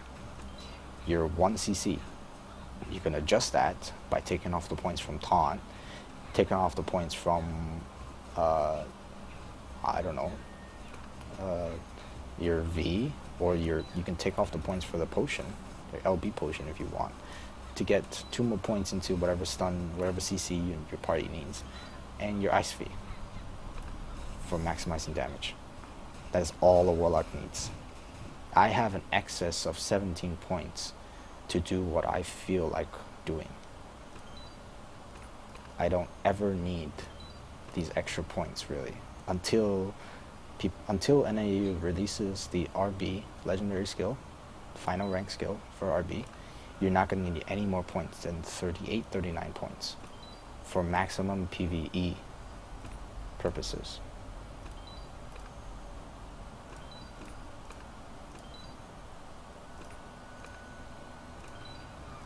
Now I'm just putting the points back into my regular spec. This is not what you should be getting.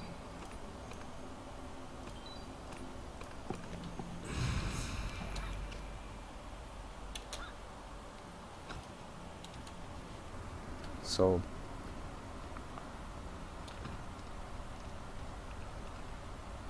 yeah, 45 plus 5 is 41, or 42. It should be 42 points, because it gives you 5, 1, 2, 1, and 2. It gives you 11 points from 31 to 42. 45 plus 0 is 31. 45 plus 5 is 42. You get 11 points from 5 humming levels. So you will have enough if you're, as long as you're 45 plus 4, 45 plus 5. And if you, and NAU client is going to be translated, however horribly translated the skills may be, at least you can understand them. And if you're short Haomang levels, which I'm sure you're going to be because you're going to have to re-level from 45 plus 0, you can take off points from skills that you deem is unnecessary for your playstyle. I recommended those 40 points in those skills for an endgame endpoint Warlock at NAU, which is a 45 plus 4 or 45 plus 5. If you're not at that point, you take out the points that you deem unnecessary. I feel that I shouldn't be holding hands for the whole thing. This is a showcase, not a, this is the spec for 45 plus 0, this is going to be 45 plus 1, this is going to be 45 plus 2. I'm giving you a guideline on all the skills. If you need a skill explanation, you can go to the beginning of the VOD and listen to what the skills each do. You decide what your spec will be before you get the 40 points. I will not baby that much.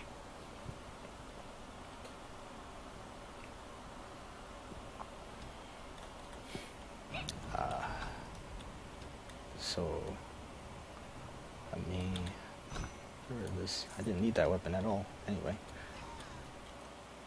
So now, Higher Dynamic 日本語を話します。できます。大丈夫です。できます。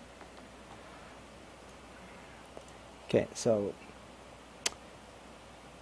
now it will be Q&A session. Q&A session.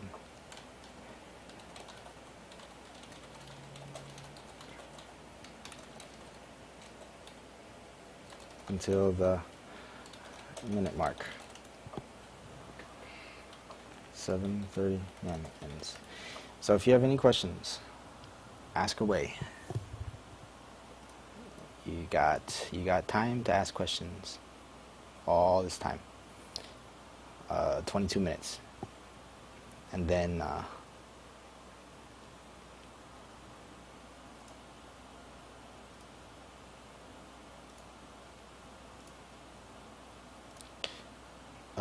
Shadow Ren, no, this is not the end of the stream.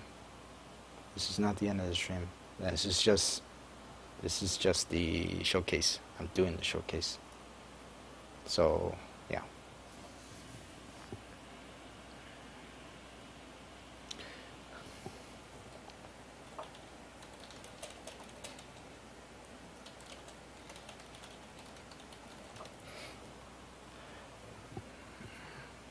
Okay, so dynamic. Yes.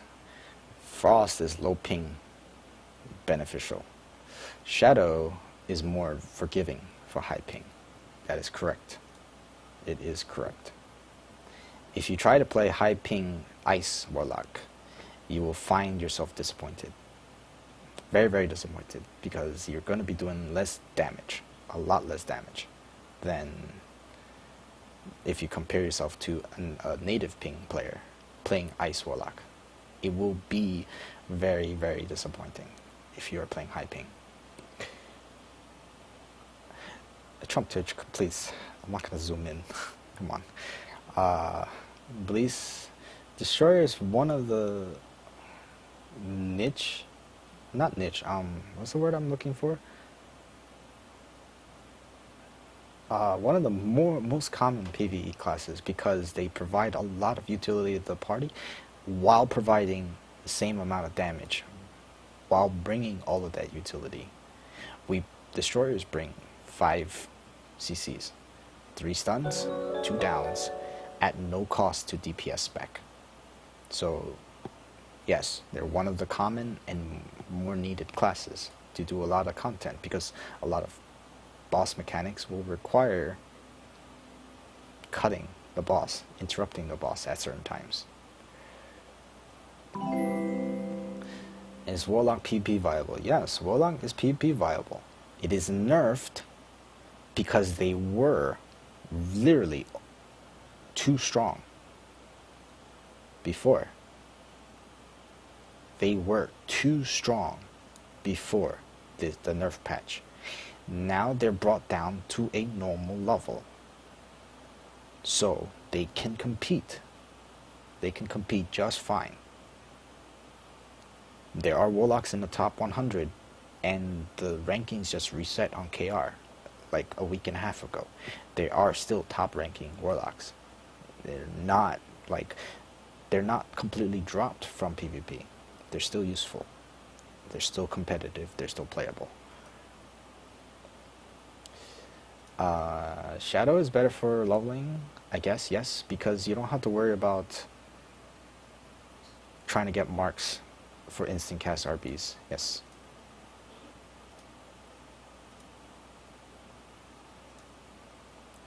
Noir, I mean, my wording might be awkward, but it's still true. If you play Ice Warlock with high ping, and you compare yourself to someone that's actually playing with low ping, you will be disappointed in yourself. Drex4, yes, that's what I recommend, because you actually need that extra Shadow Orb generation from the delayed RB blast to have enough gas to keep using Shadow Dragons.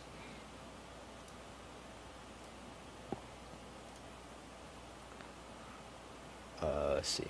Can Warlock solo dungeons? Yes. Not all the dungeons, but they can solo dungeons. They can do tower just fine. Jetta Nuts Danny. You should just go through the VOD later. I literally spent like the whole 5 minutes putting in the points. I don't want to do that again. I just want to chat, relax, and answer questions right now. Letharsia, the nerfs for Warlocks were a lot of the abilities pre-nerf went through block and deflect. You could not defend them. You could not defend against them at all. Like, Like for example, this the charms, the triple charms, the flying charms, whatever you want to call it. It used to penetrate defense and deflect. You could not block them. You could not spin deflect them. You could only reduce the damage that they were doing. Same with the force. Some of the force, they went through block completely. BMs could not hold block to do any feasible defense against them. KFMs could not hold block to do any defense against them. You couldn't deflect them as a destroyer or LBM. You couldn't do anything except have a destroyer spec for damage reduction. 500% increased defense and damage reduction on the first hit, which is completely mind-boggling. It's too strong. You could not defend against them.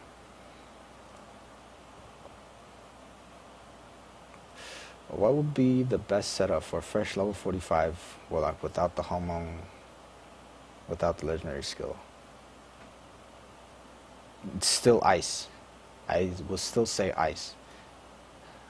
Because you're missing RB for Shadow, which is not even possible to obtain. It's completely out of the question.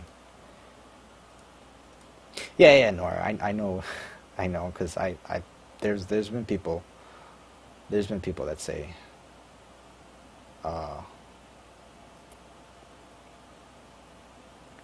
there's people that said that before for me. Is FM the most PvE damage class? No. Sin is the most PvE damage class currently.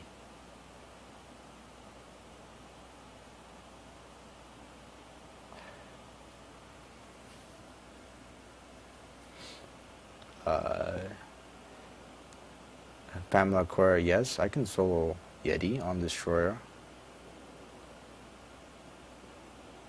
It might take me a couple of tries because I'd have to adjust to the ping and I'd have to adjust to the damage, but yes.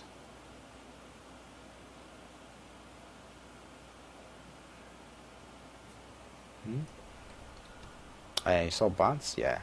There are bots here. It's not a strange thing. I'll just go in here to hide. You think it's possible for me to play ice with 300 ping? No, Black Mist. I don't know if you're trolling or not. No.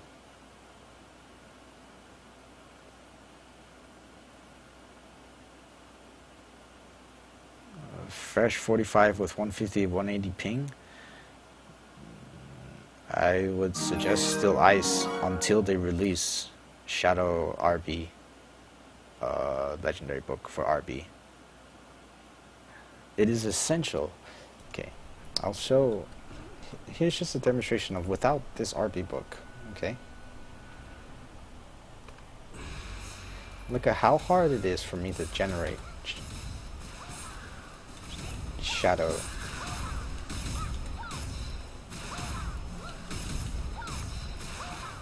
Look at that. I'm already out of Shadow Orbs because I'm missing that book. There's no fluidity anymore.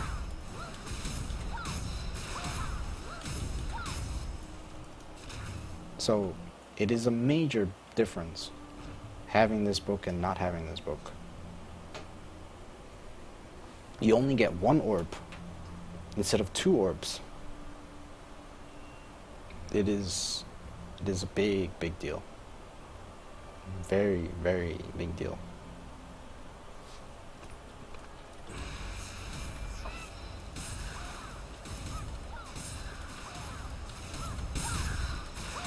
Look how often I get dragons.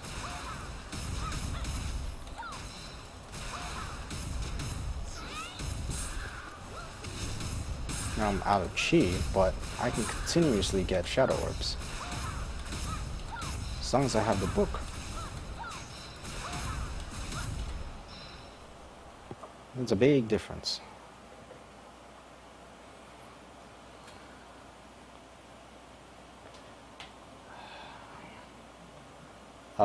Please, we'll have to see. We will have to see. We'll have to see what NA what NA will tempt me with. Hydra K, I show a little bit of gameplay for. I show little gameplay for all my alts every day. So if you want to see Warlock, I will play Warlock a little later in this whole session. So if you want to see me just I clear tower floor 13 to 15 on all my alts, all 4 of my alts every day. So if you want to see some gameplay, I can show it later.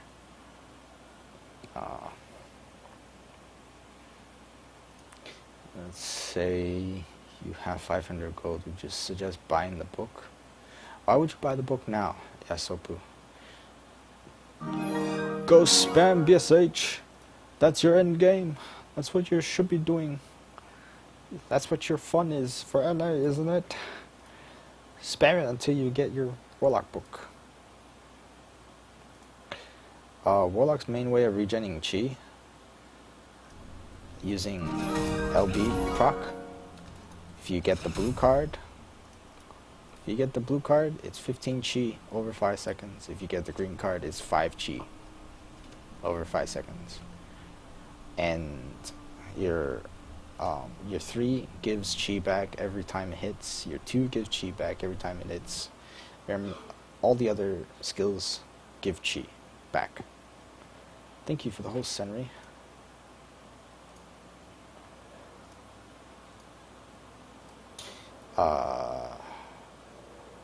The shadow, yeah, sure.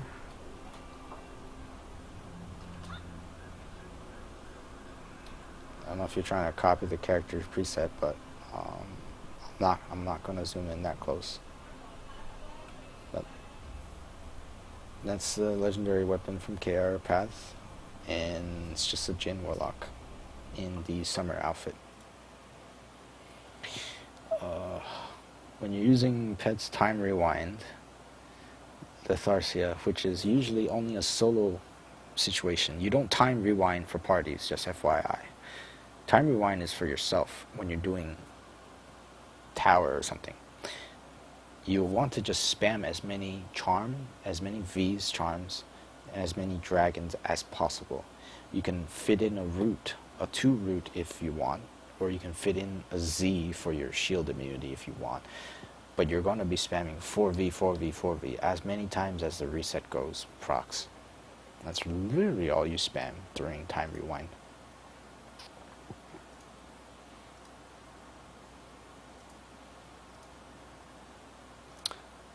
Is it worth playing or gear well if you don't have the book from BSH? If you like the class, it doesn't matter. You will have to just adjust your gameplay. You just have to adjust your gameplay if you don't have the book. It's not a make or break like RB is for Shadow. Your 4 is not a make or break skill. It's a bonus damage skill, but it's not a make or break skill. The make or break skill is not in, or for Shadow spec, is not in NAU. It's not available yet, so you don't have to worry about that. Okay, the Shadow. Yeah, Kingaru. My character is oily. I like all my characters oiled up. It's the benefits of playing Kim Taeju's game.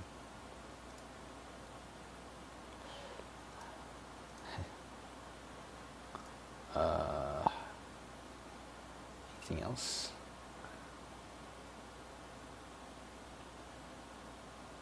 You guys are buying the books for crazy amounts of money. It's worth getting. The book is worth getting, but it's not worth like your whole treasury. You know, it's not worth your whole bank. If you can get it, get it. But you shouldn't go broke getting it. It doesn't make any sense going broke to get it.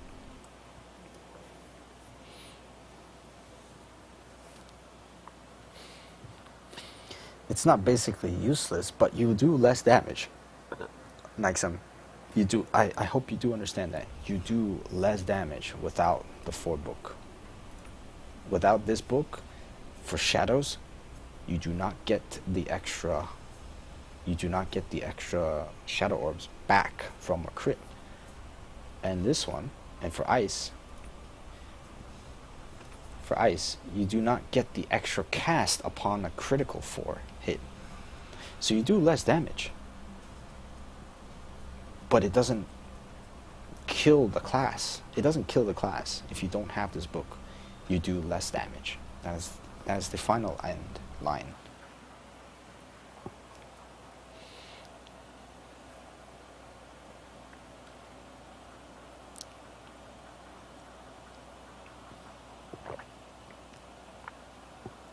Yeah. Yamamoto, they said that we're not getting any legendary weapons as of yet. In the last stream, they retracted their statement of saying, "Oh, we're gonna get legendary skills." No, we're not getting legendary skills. Or not legendary skills. We're not getting legendary weapons. You should put that thought out of your head until they announce something concrete, written on their website in the patch notes, that we're gonna get legendary weapon. Because they retracted it. Then again, nobody knows the future. Then, Yamamoto, nobody knows which way they're gonna go.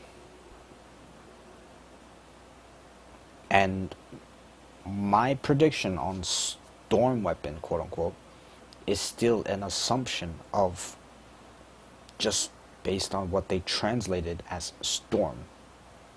I don't actually know which weapon it is that they're going to bring over. If they actually give us a screenshot of the actual weapon and the stats, then I can begin to give people information. But nobody knows which exact weapon it is. One sick joke. Does Zen being homo for skill any good for PvP? Yeah. It's good for PvP. I don't have it, but it's good for PvP. It pierces defenses and deflects. It is great for PvP. You can cast it on a blocking BM and they will take damage from it. The block is ineffective. You can't block it. It is the greatest thing.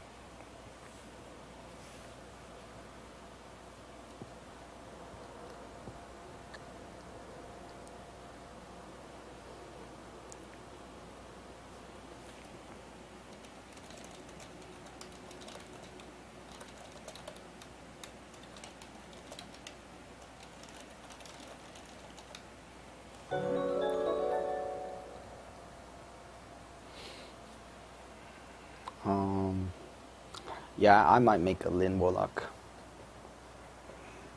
Because I'm not going to fork over money to buy a Jin Warlock outfit. I'll play a Lin Warlock instead. For the jumps. The jumps, yo! Jumps are so good.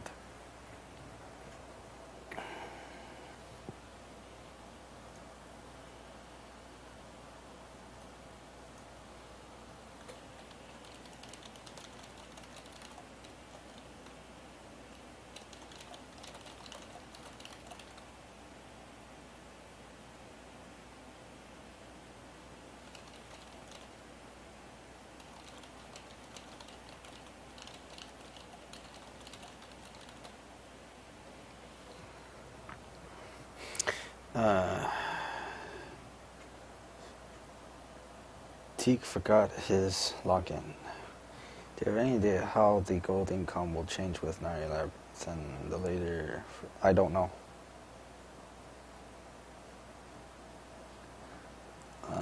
It depends on how much people want to fork over for like bids on the soul items.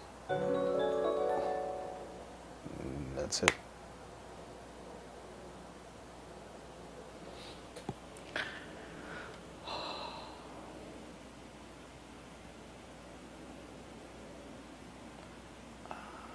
Exalted Ant, what do you mean? How much money have you forked over? On NAU, I spent $0.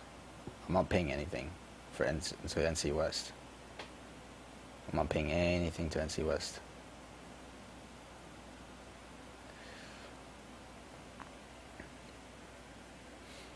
else?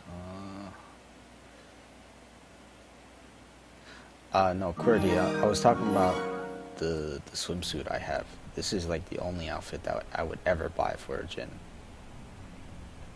But during the summer, I'm pretty sure it's gonna be 30 to 50 fucking USD. And I'm not paying for that.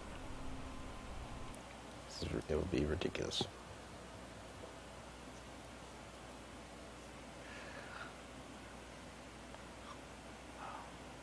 How playable is Warlock with 170 ms NEMS? It's playable.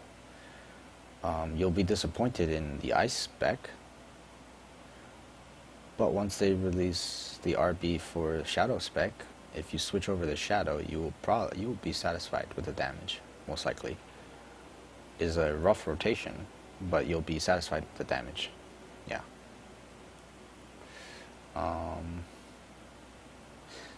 QWERTY, the Lin Warlock animation has jumps in it. Your Lin character will literally jump when you do a 4 ability, like for the ice ability. For example, this RB, when you do 4, you see a Jin just spins and scratches like 2 dimensions. And I'm canceling it with a jump, but here I'll cancel with left and right. They don't do anything cute. They just cut two lines in the air and drags will pop out. For Lins, your character actually does like backflips when they're cutting two things for the dragons to pop out. Lins are pretty cute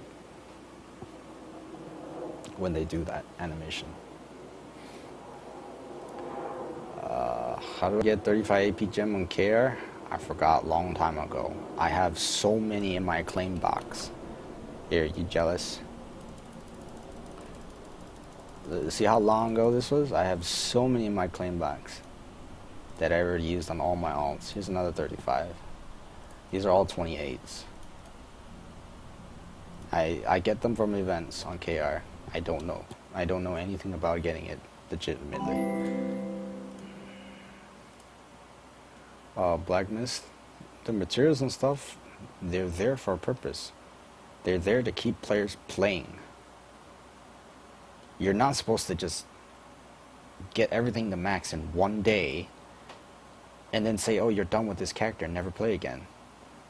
The game company doesn't make money then.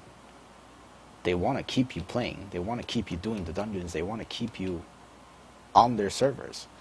So their upgrade costs are going to be higher to get you to keep doing these every day, making money, earning materials, and upgrading your stuff. Exalted Ant over the 4 years, maybe 2K. But that includes subscription, you know, because Korea is pay to play. It's game subscription and a lot of events.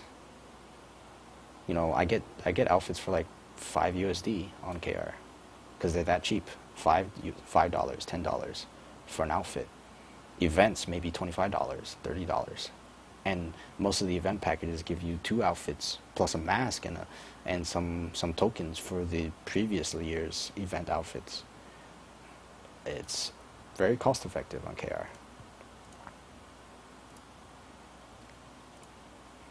Panel Core, I don't care about ping when there's nothing to do. I don't find spamming BSH fun, which is why I made that sarcastic comment earlier.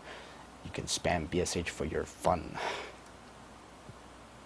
I'll spam more difficult content that's actually related to level 50 because that's fun to me, doing difficult content. Doing easy content like BSH, which is a Snorfest, or Poe, or Spiral, which is going to be upcoming, is a snooze fest. It's boring. I don't care how fast my attacks are, how low my ping is. It's boring. Plus, it's also level 45. The PvP is not balanced. It's not fun to play a broken class, or play against broken classes, or play against people that are complaining constantly about the balance. There's balance that this class is OP, this class is shit, this class is just a coward, staying stealth all day, etc., etc. It's not fun.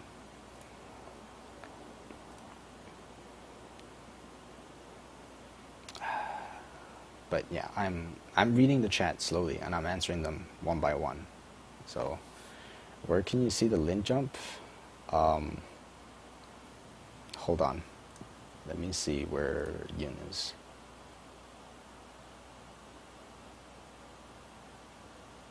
Let me see where Yun is. I can show you guys the Lin thingy. 파티 초대 메시지를 보냈습니다.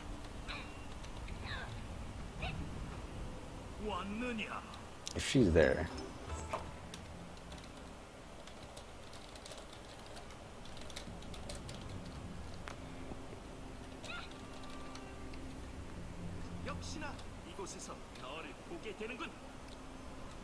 Okay, there's a Lin Warlock, okay?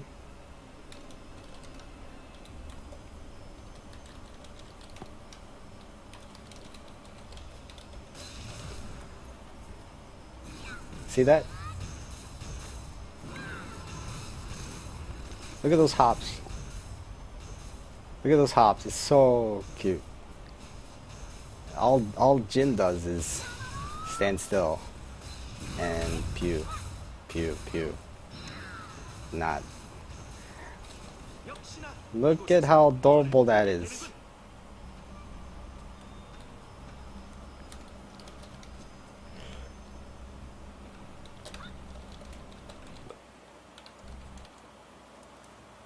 Okay.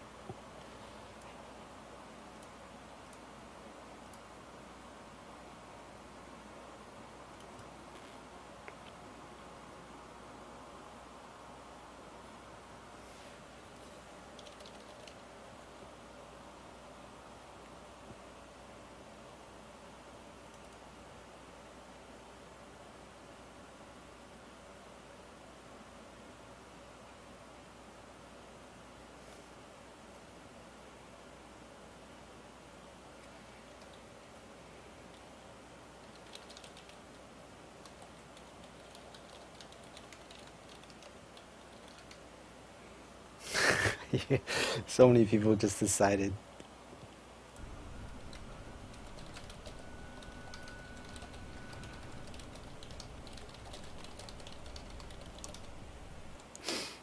Oh.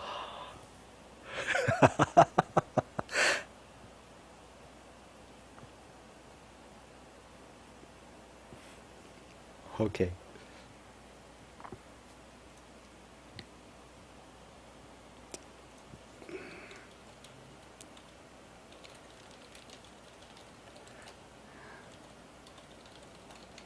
Alright, I'm getting a little hoarse. My throat is getting dry. I'm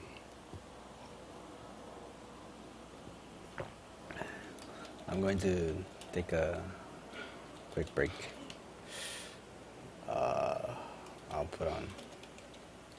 I'll resume music and stuff. And we'll be on break for about 10 minutes. And I'm going to be on Destroyer maybe after having some food. The join animation for F8 is the same as your character selection. It's the same as your character selection.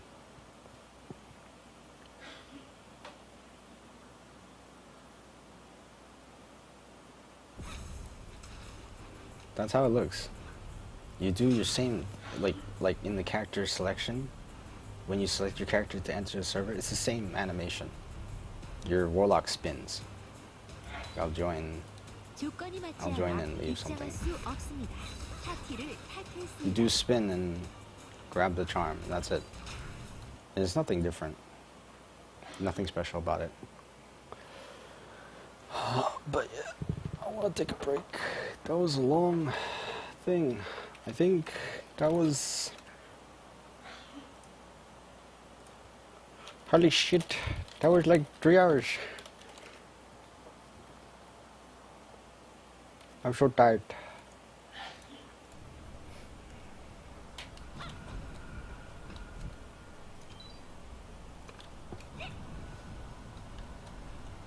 It's word that, yes, you're gonna get the nerfed Warlock. Nobody has the buff. Nobody has the pre-nerf Warlock. Period.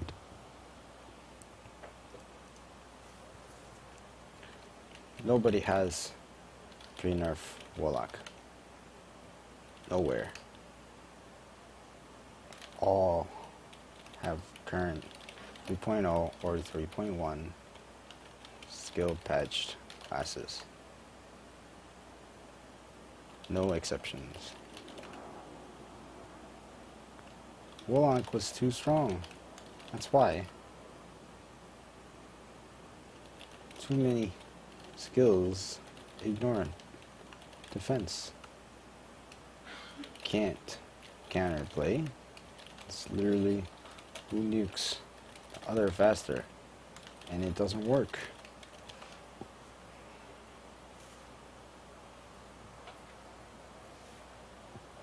Okay. Yes.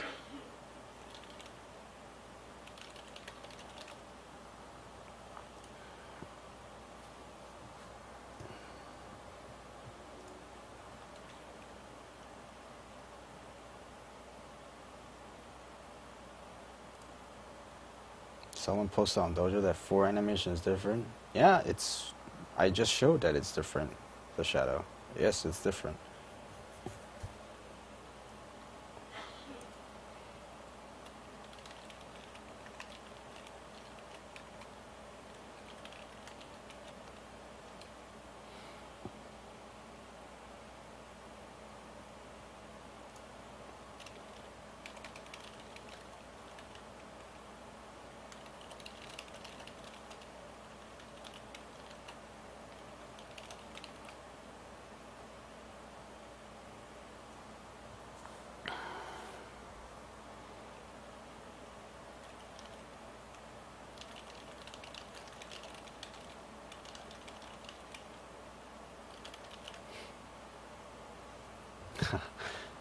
Yeah, counteract, the stats are the same for Spiral for all regions. So it is viable. It is correct. My sheet is correct. I double checked it on all servers. Everything. It is correct. Okay.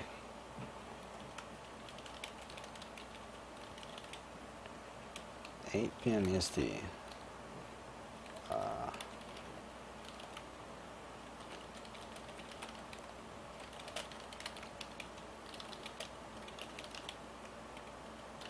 I really need a break.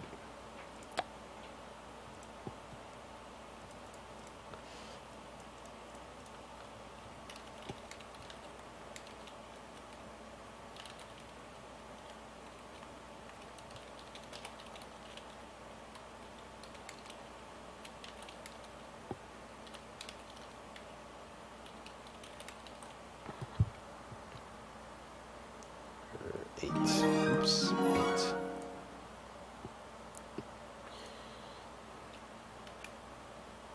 Okay, music.